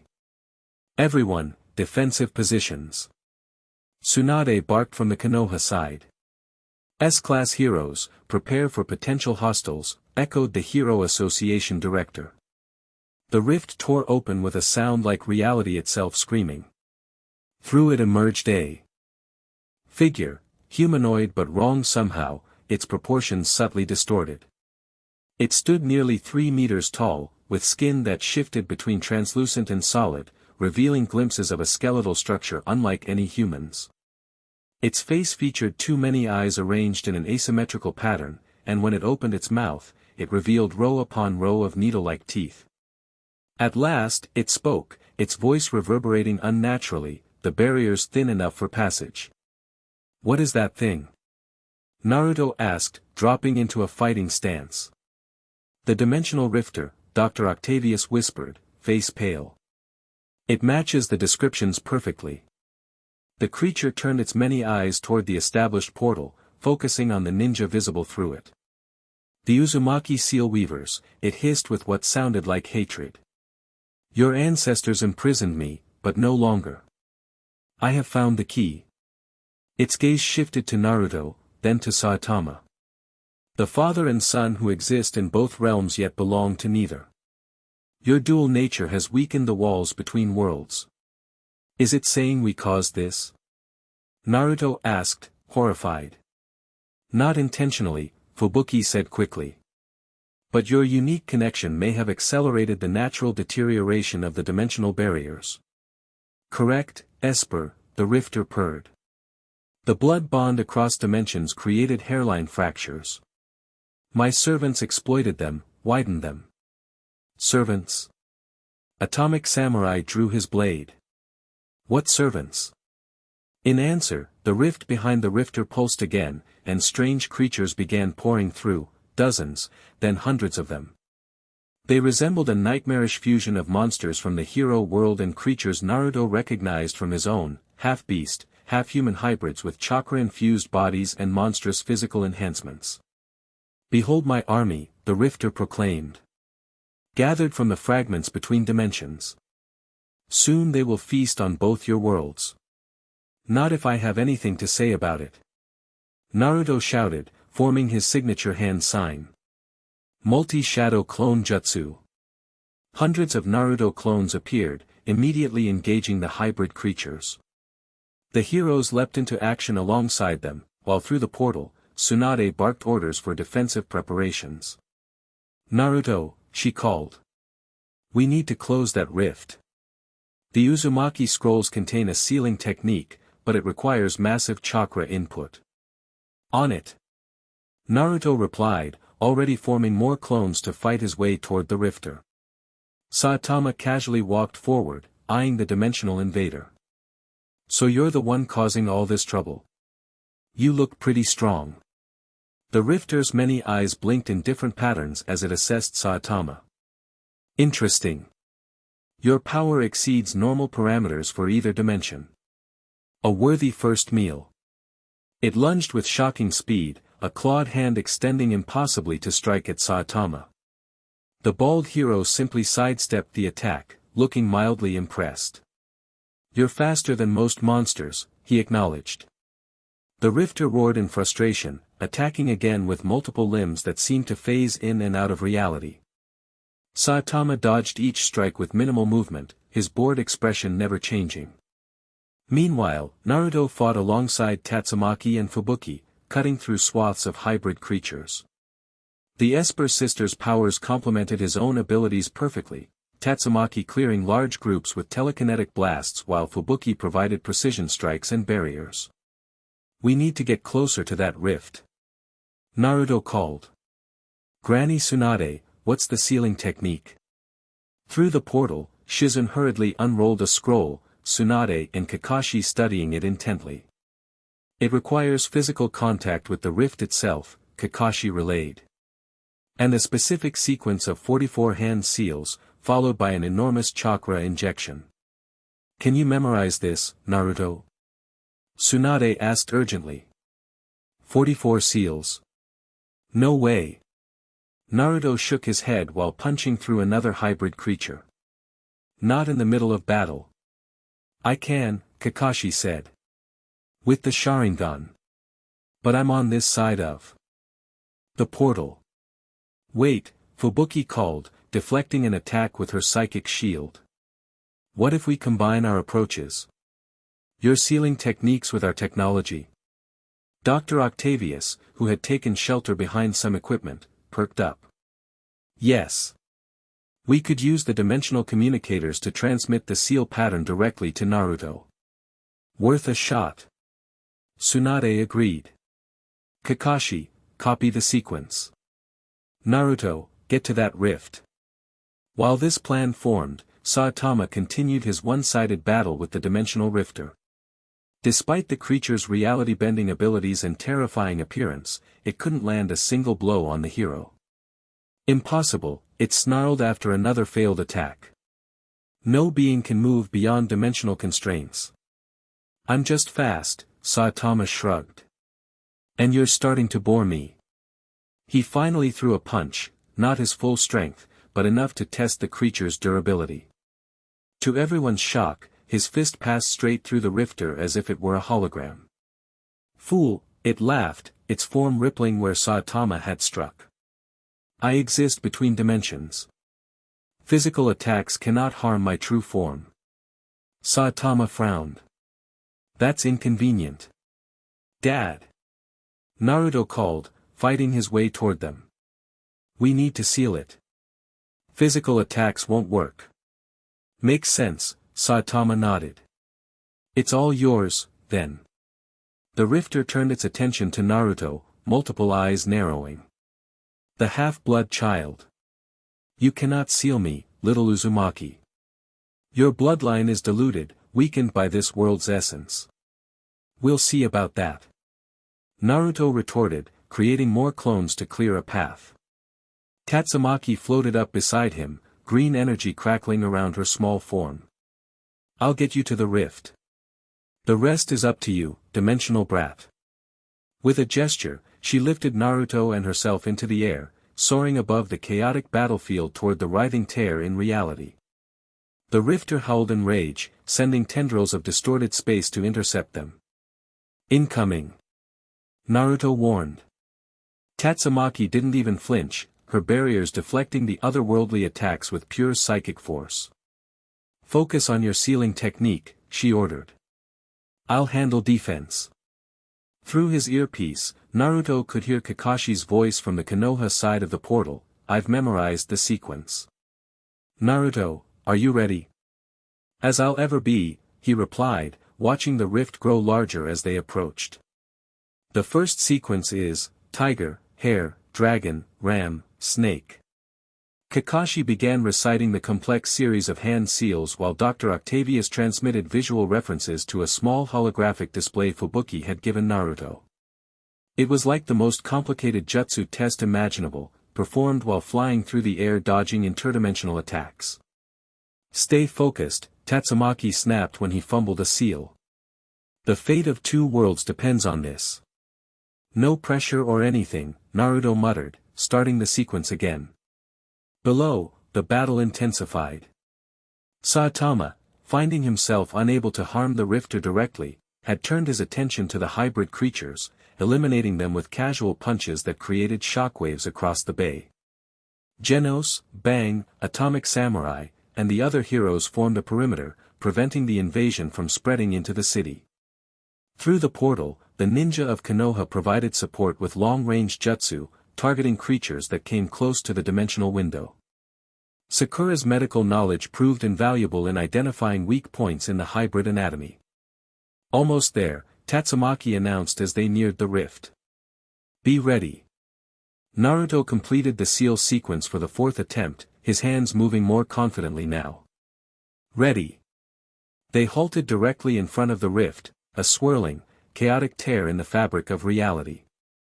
Up close, Naruto could see through it into a space that hurt his eyes to observe, geometries that shouldn't exist, colors that had no names. Now, Uzumaki. Kakashi shouted through the communicator. Channel everything you've got. Naruto slammed his palm against the edge of the rift, the completed seal sequence. Activating in a burst of chakra. Immediately, he felt a tremendous pull on his energy reserves, like nothing he'd experienced before, worse than even the most demanding jutsu. It's not enough, he gasped as the seal pattern began to fade. I need more chakra. Use mine too, Tatsumaki said unexpectedly, placing her hand on his shoulder. Green psychic energy flowed into him, merging with his blue chakra. And mine, Fubuki added, rising to join them, her own energy adding to the mix. The seal brightened, lines of power spreading across the rift's surface, but still it wasn't enough. The rifter laughed, its voice distorting reality around them. Pathetic. Your ancestors were stronger, purer vessels of power. Then I'll use more.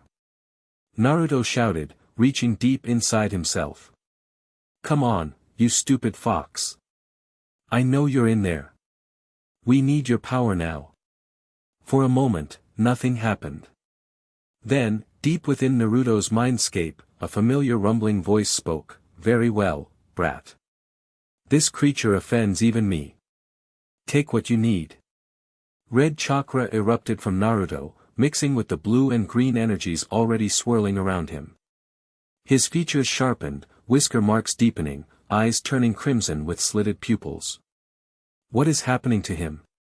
Fubuki asked, alarmed but maintaining her energy transfer. The Nine Tails, Tatsumaki realized. The demon he mentioned. The seal pattern expanded exponentially, lines of multicolored energy spreading across the entire rift. The dimensional rifter shrieked, its many eyes widening in recognition and fear. No. Not again. I will not be imprisoned.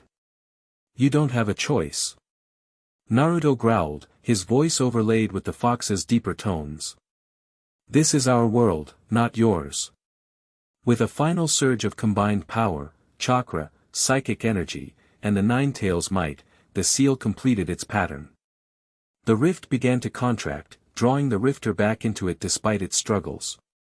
This is not the end, it howled as it was pulled inexorably into the closing tear.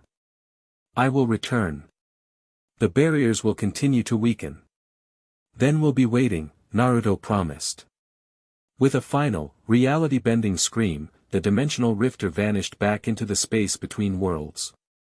The rift sealed itself with a thunderous crack, leaving only the original portal connecting the two groups. Naruto, Fubuki, and Tatsumaki descended slowly to the ground, all three exhausted from the massive energy expenditure. Saitama was there to catch Naruto as he stumbled on landing. Nice work, kid, he said, genuine pride in his voice. That was actually pretty impressive. Thanks. Dad, Naruto managed before collapsing completely. Naruto awoke in the medical bay of the Hero Association headquarters, surrounded by concerned faces. Fubuki sat beside his bed, while Tatsumaki hovered nearby, trying to look disinterested. Saitama leaned against the wall, relief visible even through his usual bored expression. How long was I out? Naruto asked, sitting up gingerly. About 6 hours, Fubuki answered. You expended an enormous amount of energy. The fox, he asked immediately. Is he, still here? Unfortunately, the Nine Tails' voice rumbled in his mind. Though that was interesting. He's fine, Naruto reported with a small smile. Says it was interesting. The dimensional rifter has been sealed away, Genos reported, entering the room with Dr. Octavius. All hybrid creatures were eliminated, and the dimensional breaches have stabilized. Not permanently, Dr. Octavius cautioned. The rifter was truthful about one thing, the barriers between dimensions continue to weaken. We've merely bought time. How much time? Naruto asked. Impossible to say precisely. Weeks, perhaps months before another major incursion becomes possible. The good news, Fubuki added, is that Konoha has maintained the portal. They're waiting to speak with you when you're ready. Naruto swung his legs over the side of the bed, testing his strength. Despite the massive energy drain, he felt surprisingly recovered. Let's not keep them waiting, then. They made their way to the communication center, where a scaled-down version of the dimensional portal had been established. Through it, Naruto could see Tsunade, Kakashi, and Sakura waiting anxiously. Naruto! Sakura exclaimed when she saw him. Are you alright? Never better, he assured her with his trademark grin. Just needed a power nap. Tsunade studied him critically. The Ninetales cooperated. Willingly. Surprised me too, Naruto admitted. I think even he recognized the threat the Rifter posed. We've been analyzing the ancient texts more thoroughly, Kakashi reported. The Uzumaki clan believed the dimensional rifter was originally sealed away by the Sage of Six Paths himself, using techniques that have been lost to time. Our legend suggests similar origins, Dr. Octavius added. A godlike figure who walked between worlds, establishing the barriers that the rifter now seeks to destroy. So what happens now? Naruto asked the question everyone was thinking. Tsunade straightened, assuming her formal Hokage posture. We've perfected the technique for stable dimensional transit. Tomorrow at noon, we can open a passage large enough for physical crossing. You can come home, Naruto. A cheer went up from the ninja visible through the portal. Naruto felt a surge of joy at the prospect of returning home, followed immediately by a pang of complicated emotions as he glanced at Saitama. That's great news, he said, forcing enthusiasm into his voice. There's more, Tsunade continued. Given the continuing threat posed by the dimensional rifter, we propose establishing a permanent connection between our worlds. A dimensional embassy of sorts, allowing for the exchange of knowledge, techniques, and if necessary, defenders. This was met with excited murmurs from both sides of the portal. The Hero Association is amenable to this proposal, their director confirmed. We would welcome ninja representatives here, and send selected heroes to study in your world. And Naruto, Kakashi added with his eye smile, as someone with connections to both dimensions, you would be the natural choice for our first ambassador. Naruto blinked in surprise. Ambassador? Me? Who better? Sakura asked.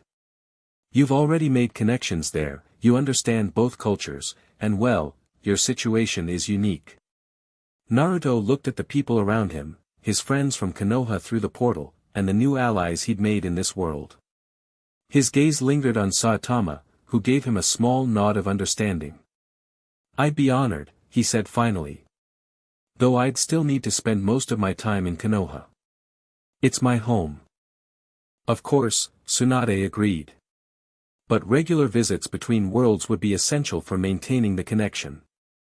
And you wouldn't be alone, we'd establish a small permanent outpost on both sides. The discussions continued well into the evening, working out logistics and protocols for the dimensional embassy. When they finally concluded, Naruto found himself emotionally exhausted but excited about the possibilities. As the others filed out, Saitama lingered behind. So, he said awkwardly, you're going home tomorrow. Yeah, Naruto nodded. But I'll be back. Often, sounds like. That's good, Saitama said with uncharacteristic sincerity. I've kind of enjoyed having you around. Even if this whole father thing is still weird. Naruto laughed. Tell me about it. I grew up thinking I was the son of the fourth Hokage, and now I find out my dad is the strongest hero in another dimension. Talk about family complications.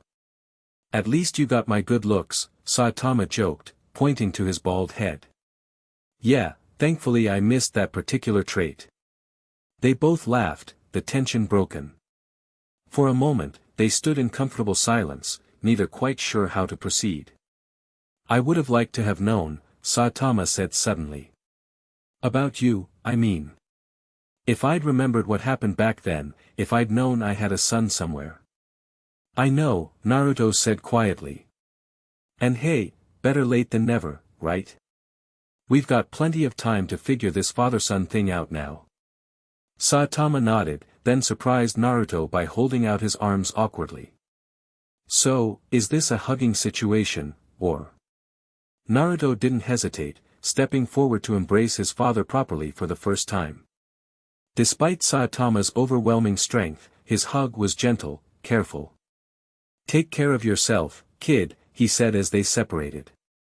And when you come back, I'll teach you that one-punch technique properly. Deal, Naruto grinned. And I'll show you how to climb trees with just your feet. Ninja basics, you know. Looking forward to it. The next morning found Naruto on the roof of the Hero Association headquarters once more, watching the sunrise over Z City. This time, he wasn't alone. Fubuki sat beside him, her usual composure softened by the early hour. Excited to go home, she asked. Yeah, he nodded. I miss everyone. But I'll miss this place too, in a weird way. Never thought I'd make friends in another dimension. Friends? She questioned with a small smile. Naruto glanced at her, taking in her expression. Maybe more than friends. I don't know, it's complicated. Dimensional relationships usually are, she agreed with a laugh. But we'll have time to figure it out. Ambassador Uzumaki. Don't start with the formal titles already, he groaned. I'm still just Naruto.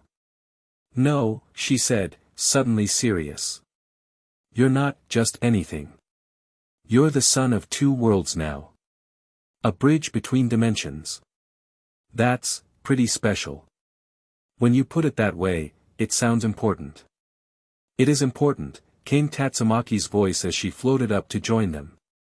Though I'll never admit I said that. Too late, Naruto grinned. I heard it. The Great Tornado thinks I'm important.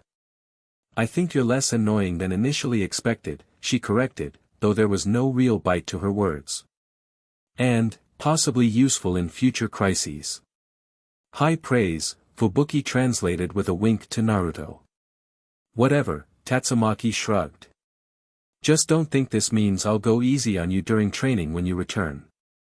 Wouldn't dream of it, Naruto assured her. I still need to land more than 3 hits in a row against you.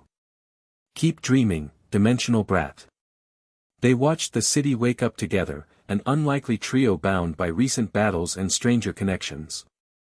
When it was finally time to head to the bay for the portal opening, Naruto felt ready, both to go home and to return someday soon.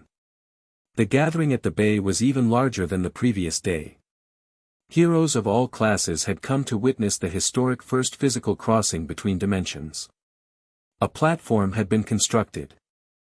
At the exact spot where the portal would open, decorated with both Hero Association emblems and Konoha symbols provided by Tsunade.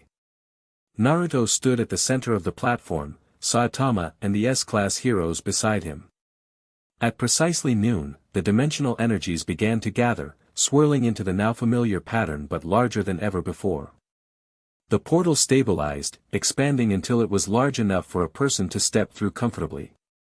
On the other side, Naruto could see not the Hokage Tower this time, but the main gate of Konoha itself.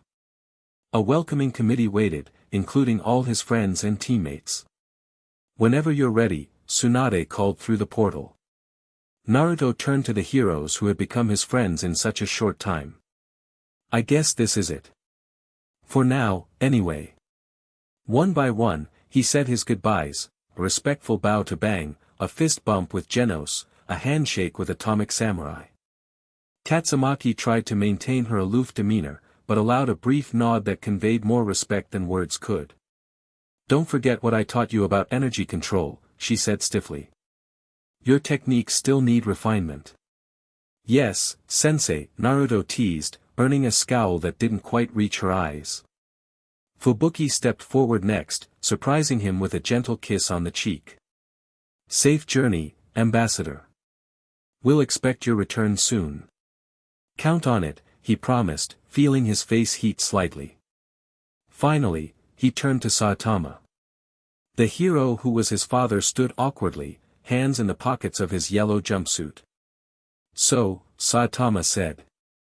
"This is the part where I'm supposed to say something profound and fatherly, right?" "Probably," Naruto agreed with a laugh. "But we're not really a normal father-son duo." "No kidding." Saitama scratched his head, then seemed to make a decision. He removed his white cape and held it out. "Here. Take this. Kind of a memento or whatever." Naruto accepted the cape with genuine emotion. "Thanks, Dad. I'll take good care of it." "It's pretty durable," Saitama shrugged. "Made to withstand monster battles and all that." Naruto impulsively threw the cape around his own shoulders, the white fabric contrasting sharply with his orange outfit. "How do I look?" "Like a weirdo," Saitama said bluntly. "But it works for you." With a final round of goodbyes, Naruto turned toward the portal, toward home.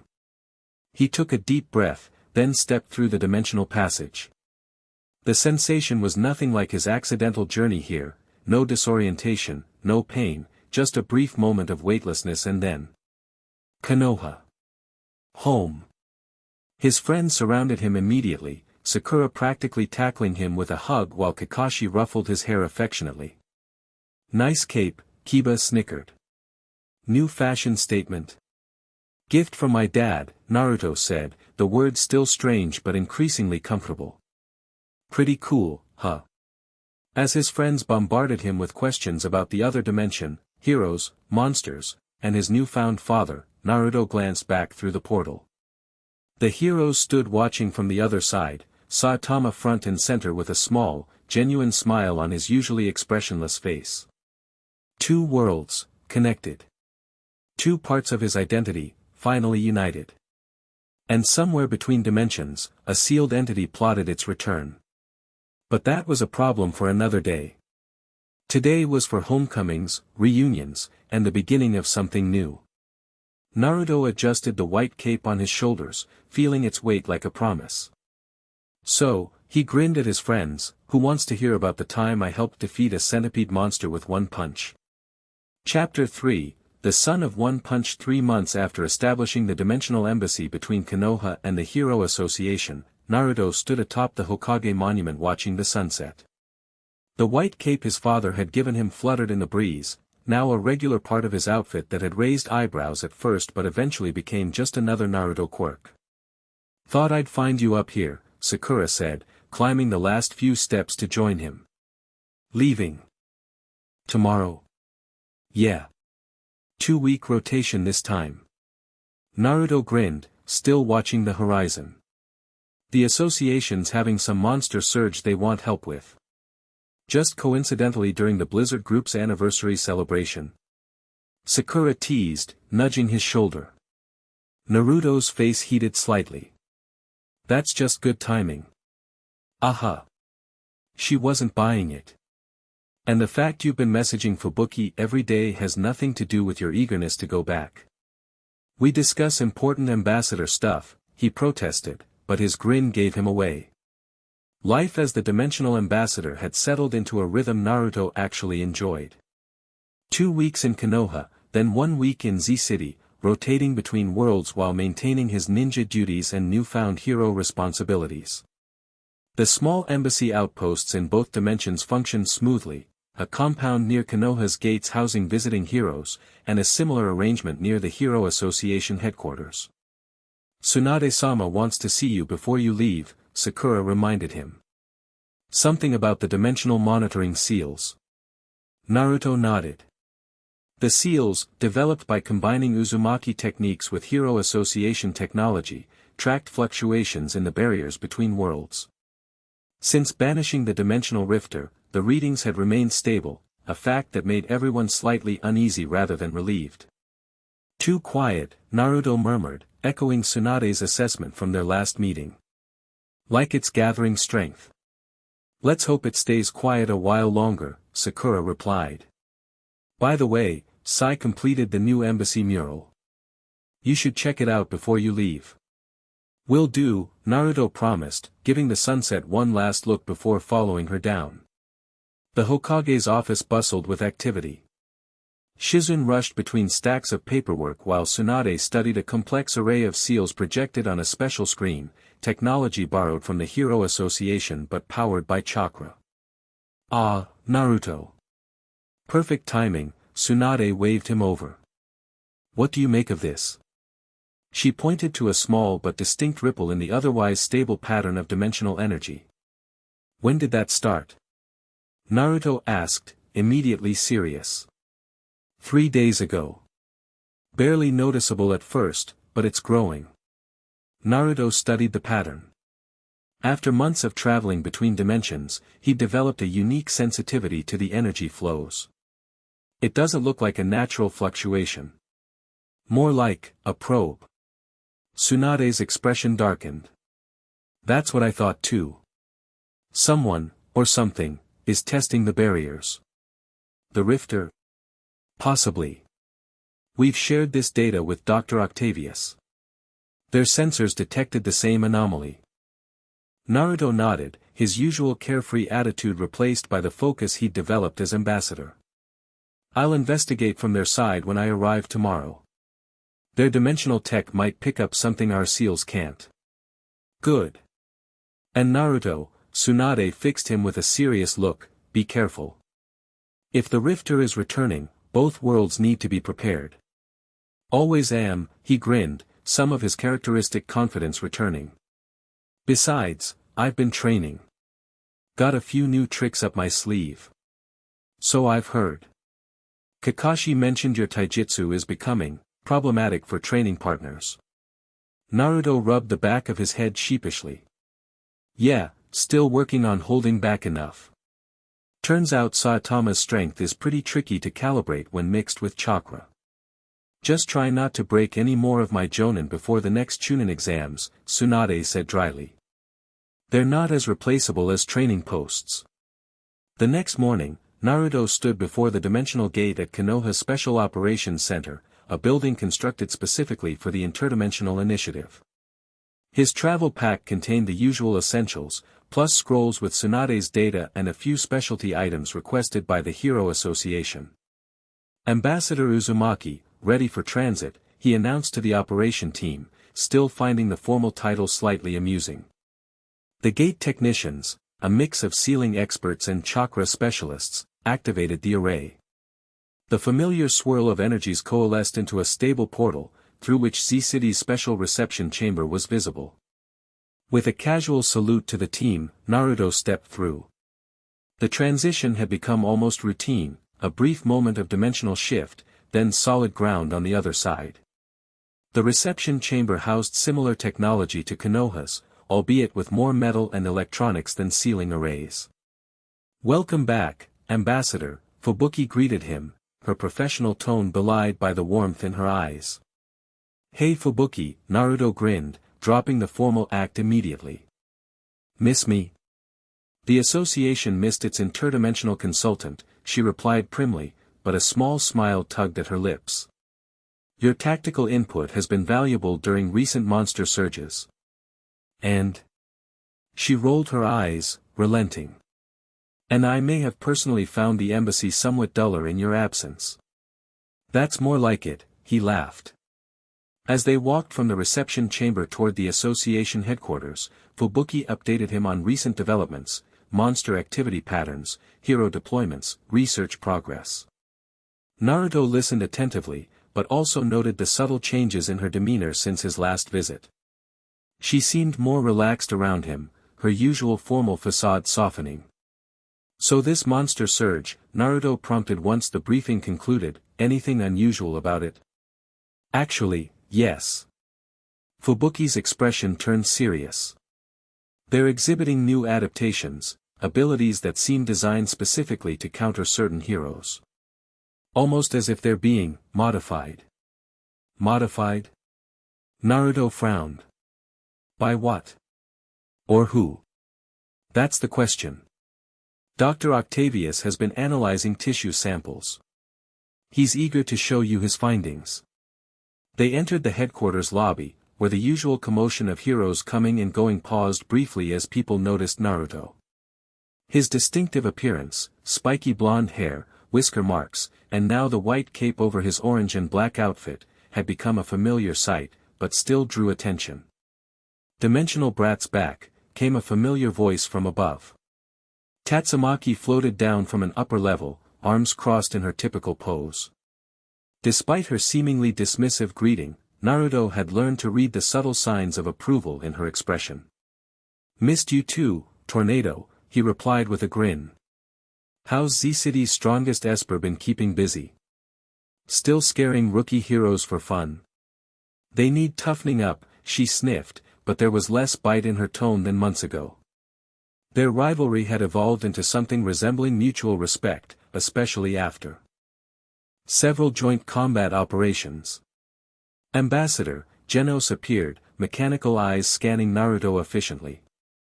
"Your energy signature has stabilized further since your last visit. The integration is progressing well." "Thanks, I think." Naruto laughed. "Where's the old man?" "Sensei is at the training facility. He said, and I quote, 'Tell the kid to drop his stuff and come get his butt kicked for training.'" Naruto's face lit up. "Some things never change. Tell him I'll be there after I check in with Dr. Octavius about those monster samples." The laboratory level was a hive of activity, with scientists analyzing data from multiple monster incidents. Dr. Octavius waved several arms excitedly when he spotted Naruto. "Ambassador. Excellent timing. We've made a breakthrough with the anomalous tissue samples." Naruto approached the main research station, where holographic displays showed cellular structures in various stages of mutation. "What am I looking at, Doc?" "Evidence of tampering," the multi-armed scientist explained, manipulating the displays with 3 hands while taking notes with 2 more. "These monsters have been altered at the genetic level with technology far beyond current capabilities. Could it be from another dimension?" Naruto asked, thinking of the ripples Tsunade had shown him. "Precisely my conclusion. The modifications contain energy signatures remarkably similar to those emitted by the dimensional rifter." Naruto's expression hardened.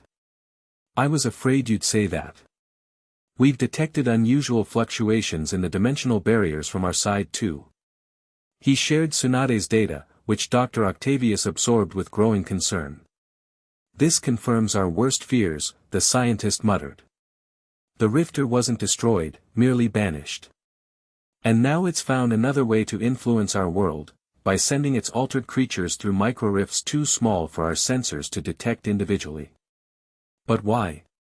Naruto frowned. "What's the point of sending modified monsters that we just defeat anyway? Testing defenses perhaps? Or—" Dr. Octavius looked troubled. "Ambassador, there's something else you should see." He brought up another display showing a map of recent monster appearances, overlaid with energy readings.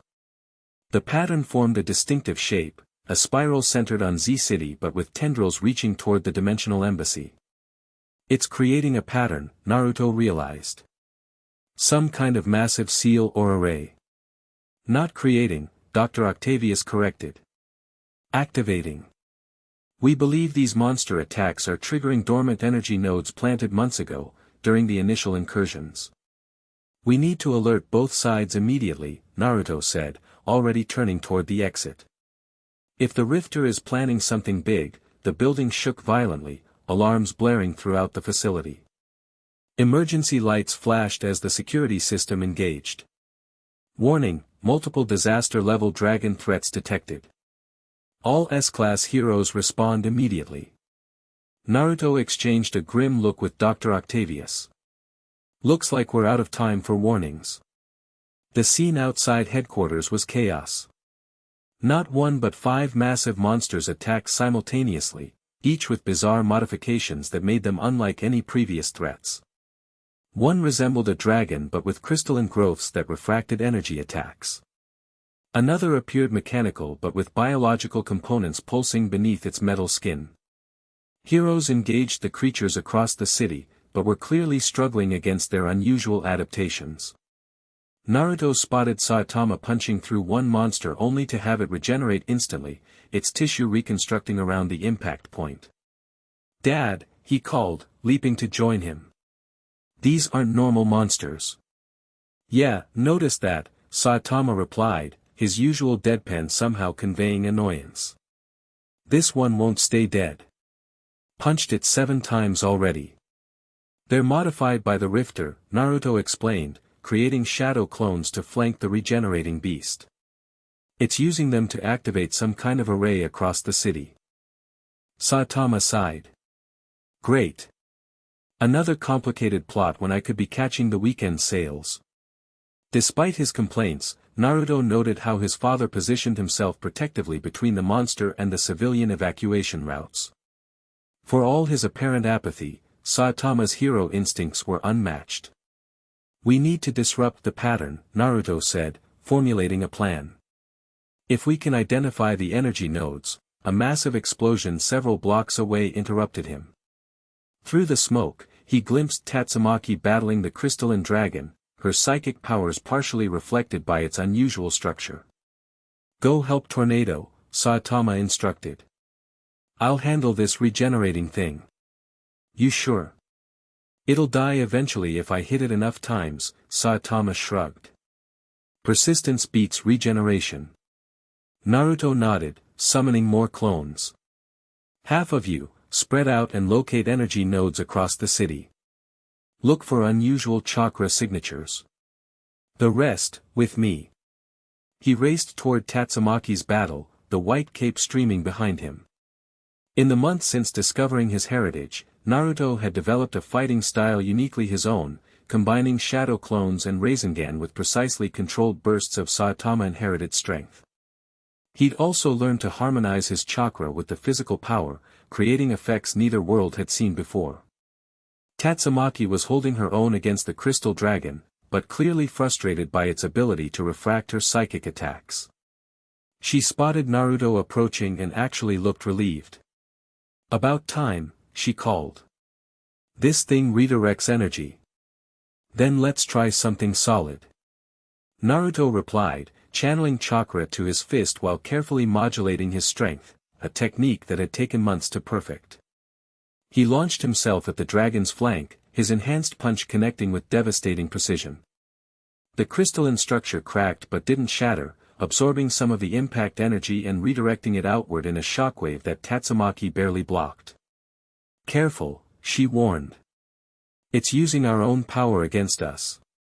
Naruto landed beside her, reassessing. "We need to desynchronize its energy pattern. Attack from multiple angles with different types of power." "For once, not a terrible idea," Tatsumaki agreed. "Your clones, my psychic fragmentation."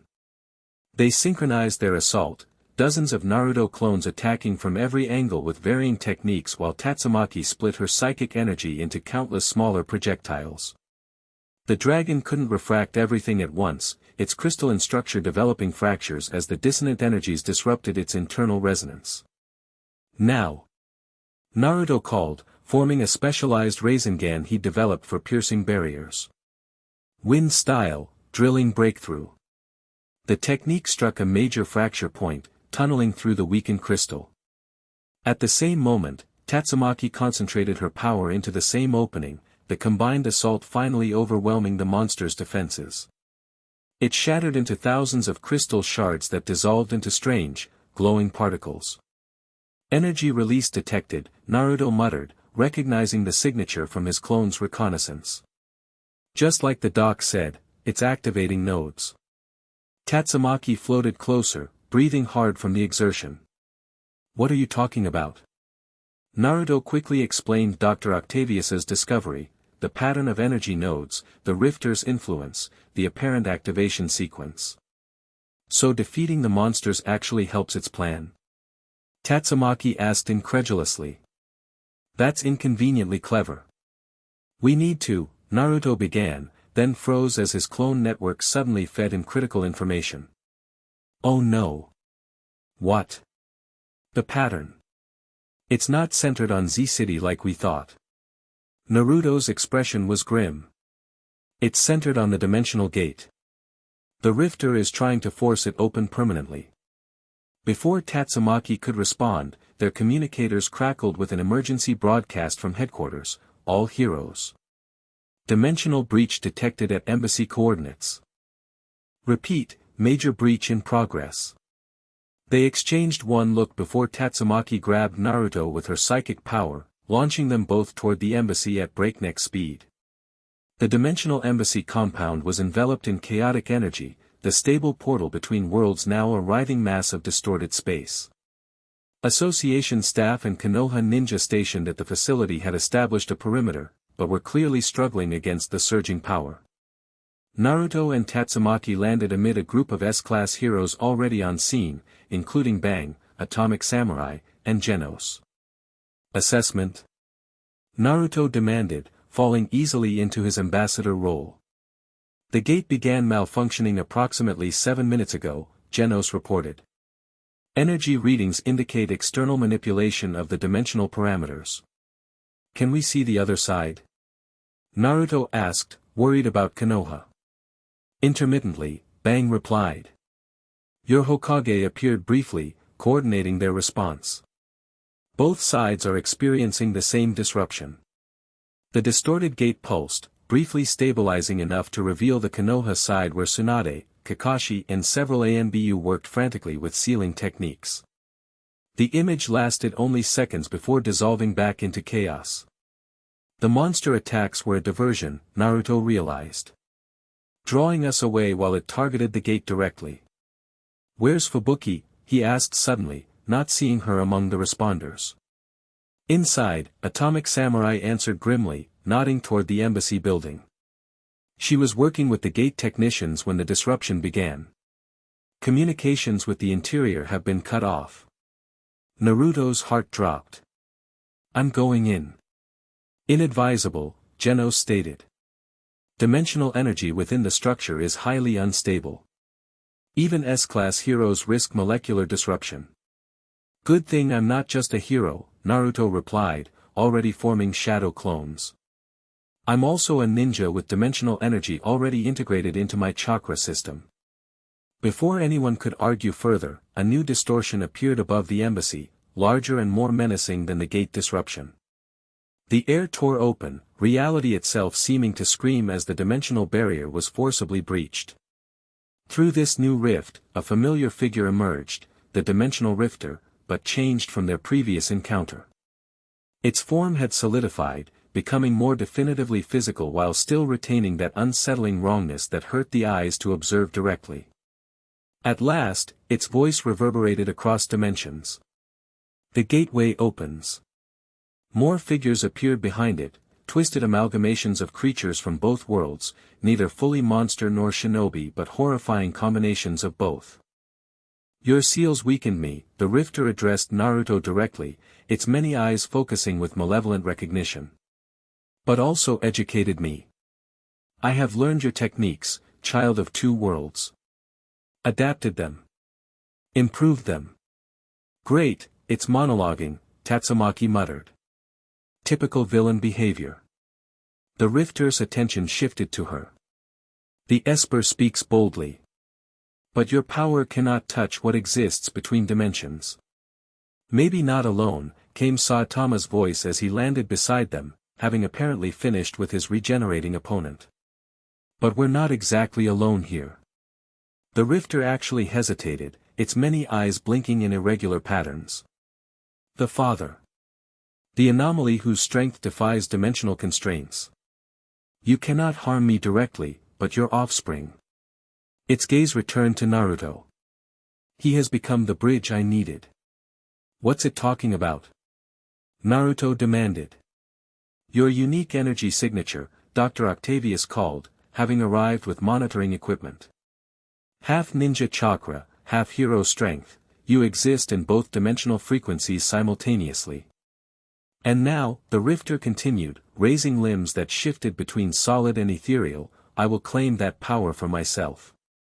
It gestured toward the disrupted gate, which responded by pulsating violently.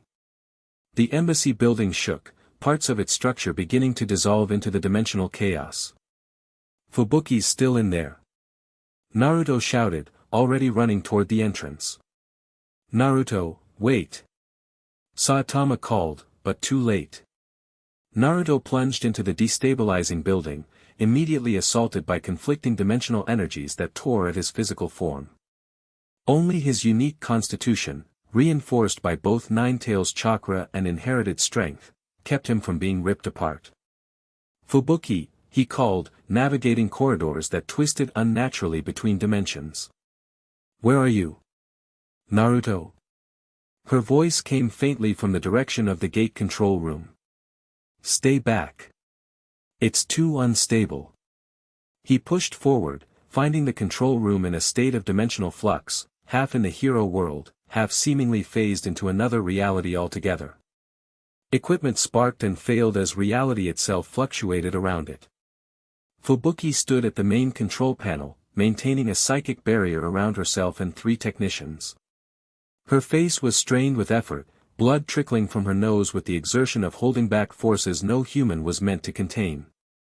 "The stabilizers are failing," she managed as Naruto reached her. "If the gate collapses completely, both dimensions could be torn apart," he finished, understanding immediately. "We need to seal it properly." The emergency protocols, one technician began, but was cut off as part of the room phased out of existence, taking him with it before anyone could react. "No." Fubuki's barrier flickered with her shock. "Focus." Naruto grabbed her shoulders. "Stay with me, Fubuki. We can fix this." Outside, they could hear the battle raging as heroes engaged the Rifter's hybrid army. Through the destabilizing walls, Naruto glimpsed Saitama trading blows with creatures that could partially evade physical attacks, while Tatsumaki and other S-class heroes fought to contain the spreading dimensional disruption. "The Rifter is using the gate as a fulcrum," Fubuki explained rapidly. "If it fully opens the connection between worlds, it can exist in both simultaneously, feeding on both dimensions. Then we shut it down completely," Naruto decided. "Cut the connection. That would isolate the worlds." Fubuki protested. "End all contact between dimensions. You'd be trapped on whichever side you remained." The gravity of the situation hit Naruto fully. Closing the gate meant choosing one world permanently, abandoning either his home and friends or his newfound father and, whatever Fubuki had become to him. "There has to be another way," he insisted, mind racing. "What if we redirect it? Create a controlled collapse that seals the Rifter outside both dimensions?" "Theoretically possible," the remaining technician said, "but it would require precisely calibrated energy input from both sides simultaneously. And someone to physically reset the dimensional anchors," Fubuki added grimly, nodding toward a set of controls now phasing in and out of reality at the room's edge. In the heart of the disruption. Naruto looked between the controls and Fubuki's exhausted form. Making a decision, he created a shadow clone. "My clone will help maintain your barrier. I'm going for the anchors." "Naruto, it's suicide. Even you can't withstand direct exposure to raw dimensional flux." "Watch me," he grinned, though with less confidence than usual. "Just be ready to implement that controlled collapse the second I reset the anchors." Before she could protest further, Naruto crossed to the communicator still connected to the Konoha side, now displaying static with occasional glimpses of the other control room. "Kakashi-sensei. Granny Tsunade. Anyone there?" The static cleared momentarily, revealing Tsunade's concerned face. "Naruto. The gate is collapsing. You need to evacuate immediately." "No time to explain," he cut in. "I'm resetting the dimensional anchors for a controlled collapse. You need to synchronize from your side, channel everything you've got into a redirected seal, not a closure. That's too dangerous. The energy backlash will trap the Rifter between dimensions permanently," Naruto finished. "It's our only shot. Be ready on my mark." The connection dissolved again, but not before he saw Tsunade nodding grimly. He turned back to Fubuki. "Tell everyone outside to pour everything they've got into containing the Rifter once I give the signal. Every hero, every technique, focused on pushing it back toward the gate as it collapses. "And you?" Fubuki asked, voice tight with emotions she rarely displayed. Naruto gave her his most confident smile. "I'll be fine. Remember who my dad is." With that, he plunged toward the dimensional anchors, immediately engulfed in swirling energies that tore at his very existence. Pain unlike anything he'd experienced seared through every cell as reality itself rejected his presence in this in-between space. "Foolish kid," the Nine-Tails growled in his mind. "Even I cannot protect you from this." "Then give me everything you've got anyway," Naruto gritted through clenched teeth, forcing himself forward. One last push, Fox. Red chakra erupted around him, forming a protective shroud that barely held back the dimensional forces. Step by agonizing step, Naruto reached the anchor controls, a series of crystalline rods now pulsating with unstable energy. Outside, the Rifter sensed what he was attempting. "No. The bridge attempts to collapse my passage." It disengaged from the battle with Saitama, surging toward the embassy building with terrifying speed. Saitama pursued, but even his incredible velocity seemed slowed by the dimensional distortion surrounding the Rifter. Within the control room, Naruto grasped the first anchor rod, crying out as dimensional energy surged through his body. With tremendous effort, he rotated it to its reset position, then reached for the second. "I can't hold the barrier much longer." Fubuki called, her voice strained. "Just a little more." Naruto gasped, resetting the second anchor, then the third. The Rifter crashed into the building, tearing through walls that barely existed in physical space. "You cannot deny me, child. I have waited millennia for this convergence." Naruto's hands found the final anchor rod just as the Rifter reached the control room threshold. Their eyes met, Naruto's determined blue against the Rifter's multitude of inhuman orbs. "Watch me," Naruto snarled, channeling everything he had, Nine-Tails chakra, inherited strength, his own indomitable will, into one final effort. He twisted the rod into position. "Now," he shouted. Several things happened simultaneously. From the Konoha side, a massive surge of chakra poured through the destabilized gate, the combined effort of Tsunade, Kakashi, and every available Jonin channeling. Power into the redirected seal. Outside the embassy, Tatsumaki unleashed her full psychic might, joined by Fubuki from within the control room, creating a telekinetic funnel that bent dimensional space itself. Saitama, reaching the building just as the Rifter entered, delivered a punch of carefully calculated force, not at the creature itself, which would have been ineffective, but at the dimensional fabric around it, creating a shockwave that propelled it toward the collapsing gate. The Rifter, realizing the trap, lashed out with impossible limbs, one grabbing Naruto even as the dimensional collapse began. "If I am banished, you join me, bridge." Naruto felt himself being dragged toward the imploding dimensional vortex, his body failing after the tremendous strain of resetting the anchors. The Nine-Tails chakra flickered and faded, his reserves completely depleted. "Let him go." Fubuki screamed, abandoning the barrier to launch a desperate psychic attack that barely affected the Rifter. Through fading consciousness, Naruto saw a yellow blur, his father, moving faster than he'd ever witnessed, crossing the disintegrating room in microseconds. Saitama grabbed Naruto's arm, his grip unbreakable. "Not taking my kid, ugly." The Rifter held in frustration, caught between the collapsing dimensional forces and Saitama's immovable hold on Naruto. For a moment, they hung suspended in dimensional flux, father and son on one side, the ancient entity on the other, with Naruto stretched between worlds.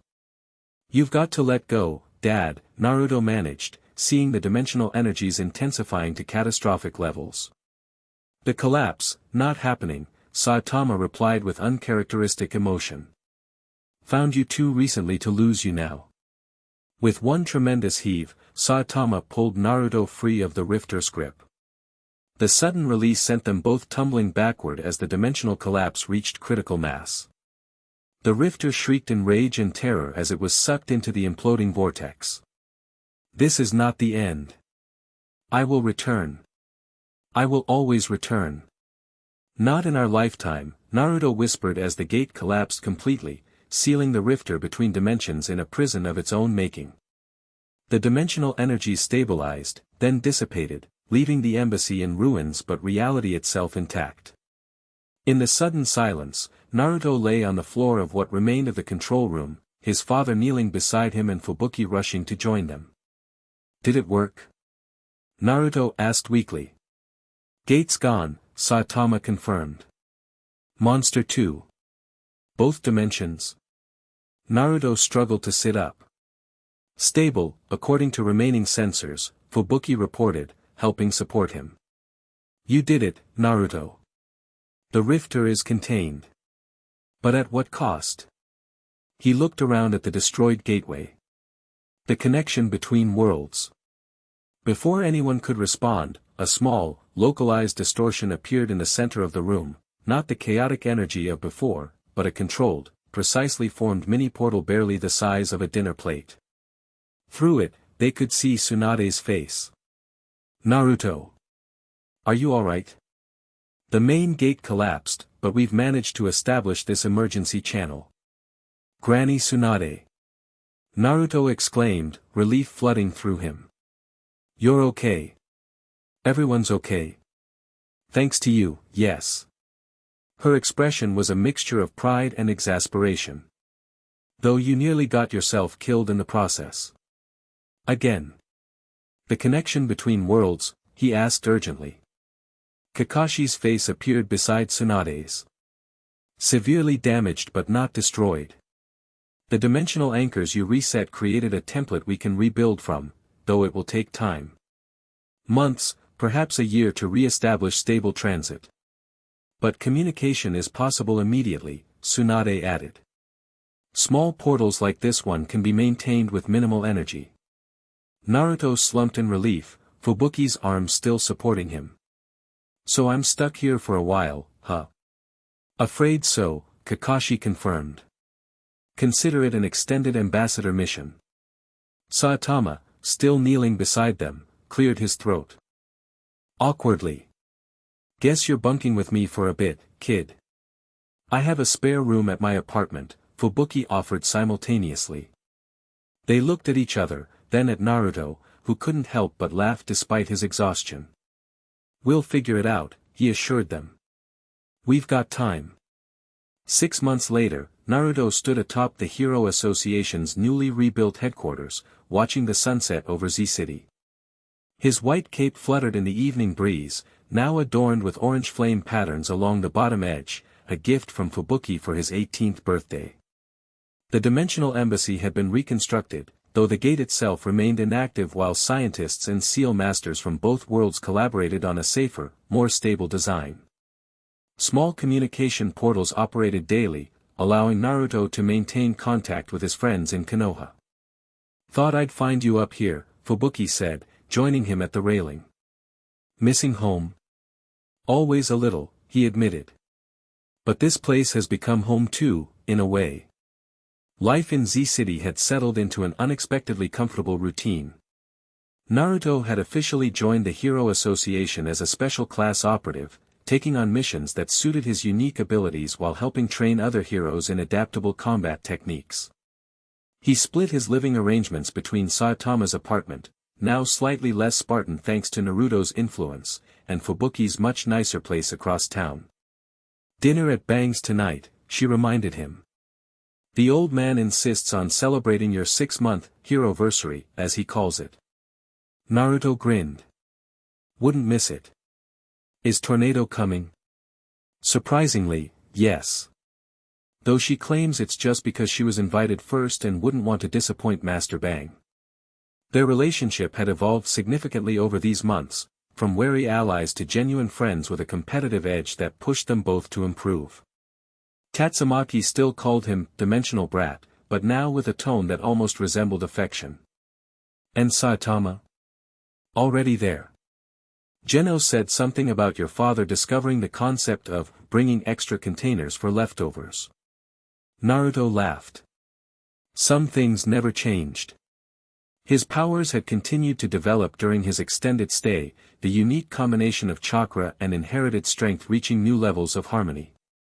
Training with Saitama had revealed that while Naruto might never reach his father's limitless strength, his hybrid abilities offered versatility that even the world's strongest hero couldn't match. The communicator at his wrist beeped, the daily check-in from Konoha.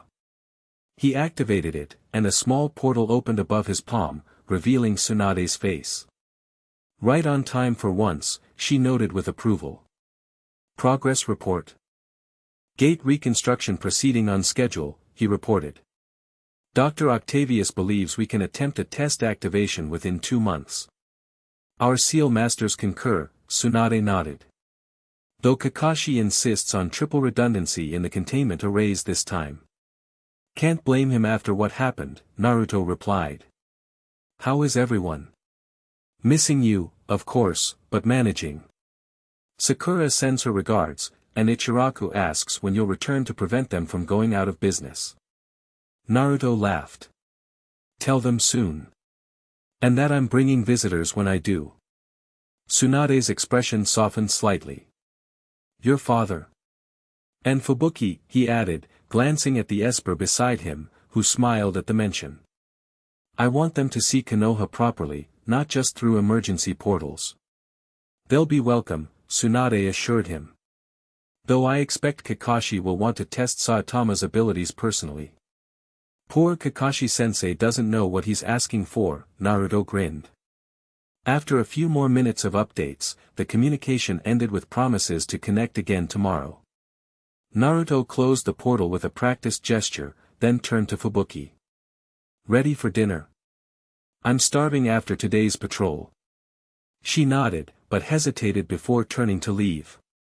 Naruto, do you ever regret it? Being stuck here when you could have returned to your world? He considered the question seriously. Sometimes I miss Konoha, my friends, my familiar places. But honestly, this worked out better than I could have imagined. He looked out over the city, his second home, filled with people who had become precious to him. I found my father. I found you. I discovered parts of myself I never knew existed. And when the gate reopens, I won't have to choose between worlds anymore. Fubuki stepped closer, her usual composure giving way to a vulnerable expression rarely seen by others. And us? What happens when you can return home? Naruto gently took her hand. I'm thinking interdimensional relationships might become more common. The ambassador should set a good example, right? Her smile was answer enough. Hand in hand, they headed for the elevator.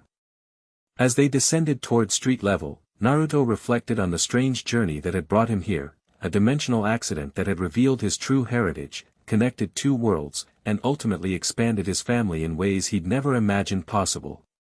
He was Naruto Uzumaki, ninja of the Hidden Leaf, son of the One Punch Man, bridge between dimensions, and hero in 2 worlds. And he wouldn't have it any other way.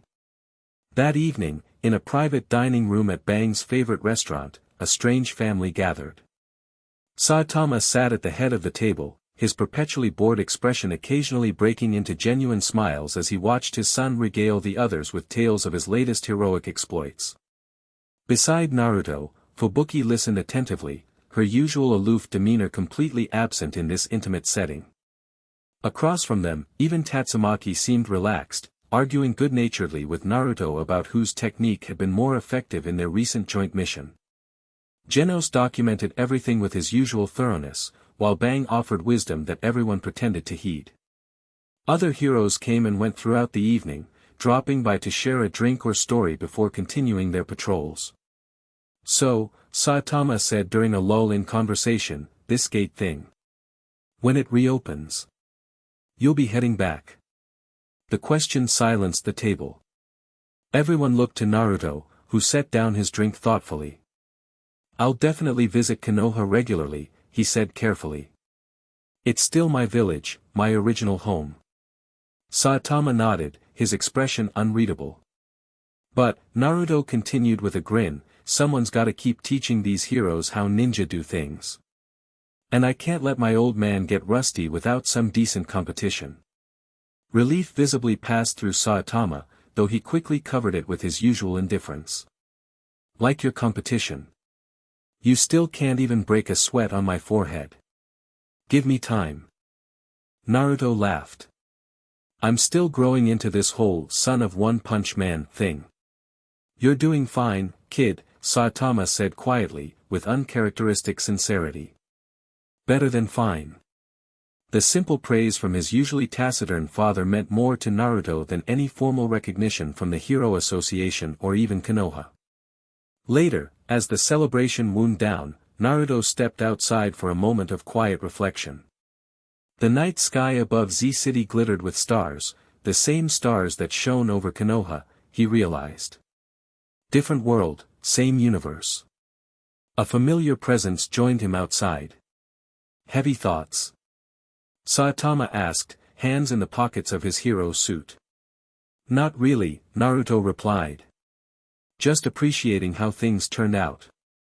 They stood in comfortable silence for a moment, father and son gazing at the city they both protected.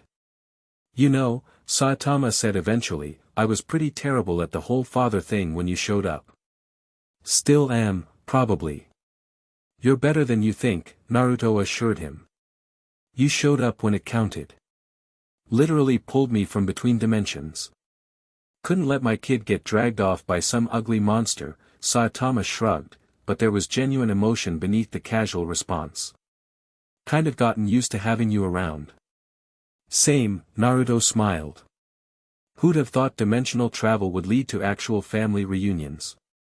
Saitama's mouth quirked in a half-smile. Life's weird like that. One day you're a hero who can kill anything with one punch, the next you've got a dimension-hopping ninja son with whiskers. And a talking fox demon sealed inside him, Naruto added cheerfully. Yeah, that part's still weird. Saitama shook his head. But hey, makes family gatherings more interesting. They laughed together, their similarities more apparent in moments of shared humor. Though physically they might not look much alike, Naruto taking more after his mother in appearance, their spirits resonated on a fundamental level.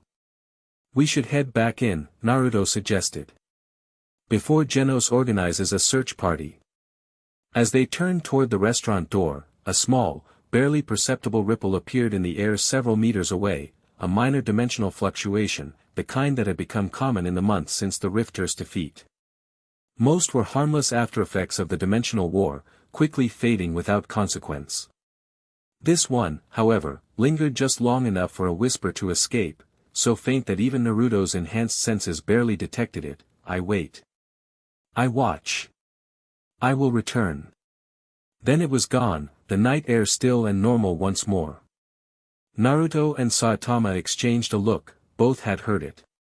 Trouble? Saitama asked simply. Naruto considered the fading energy signature, then smiled confidently. Nothing we can't handle. Together. Saitama nodded, and they rejoined their unusual family inside, leaving tomorrow's battles for tomorrow. For tonight, the son of One Punch was exactly where he belonged, bridging two worlds that had both become home. The end. Thank you for watching this video. Please be sure to subscribe to our channel and like this video.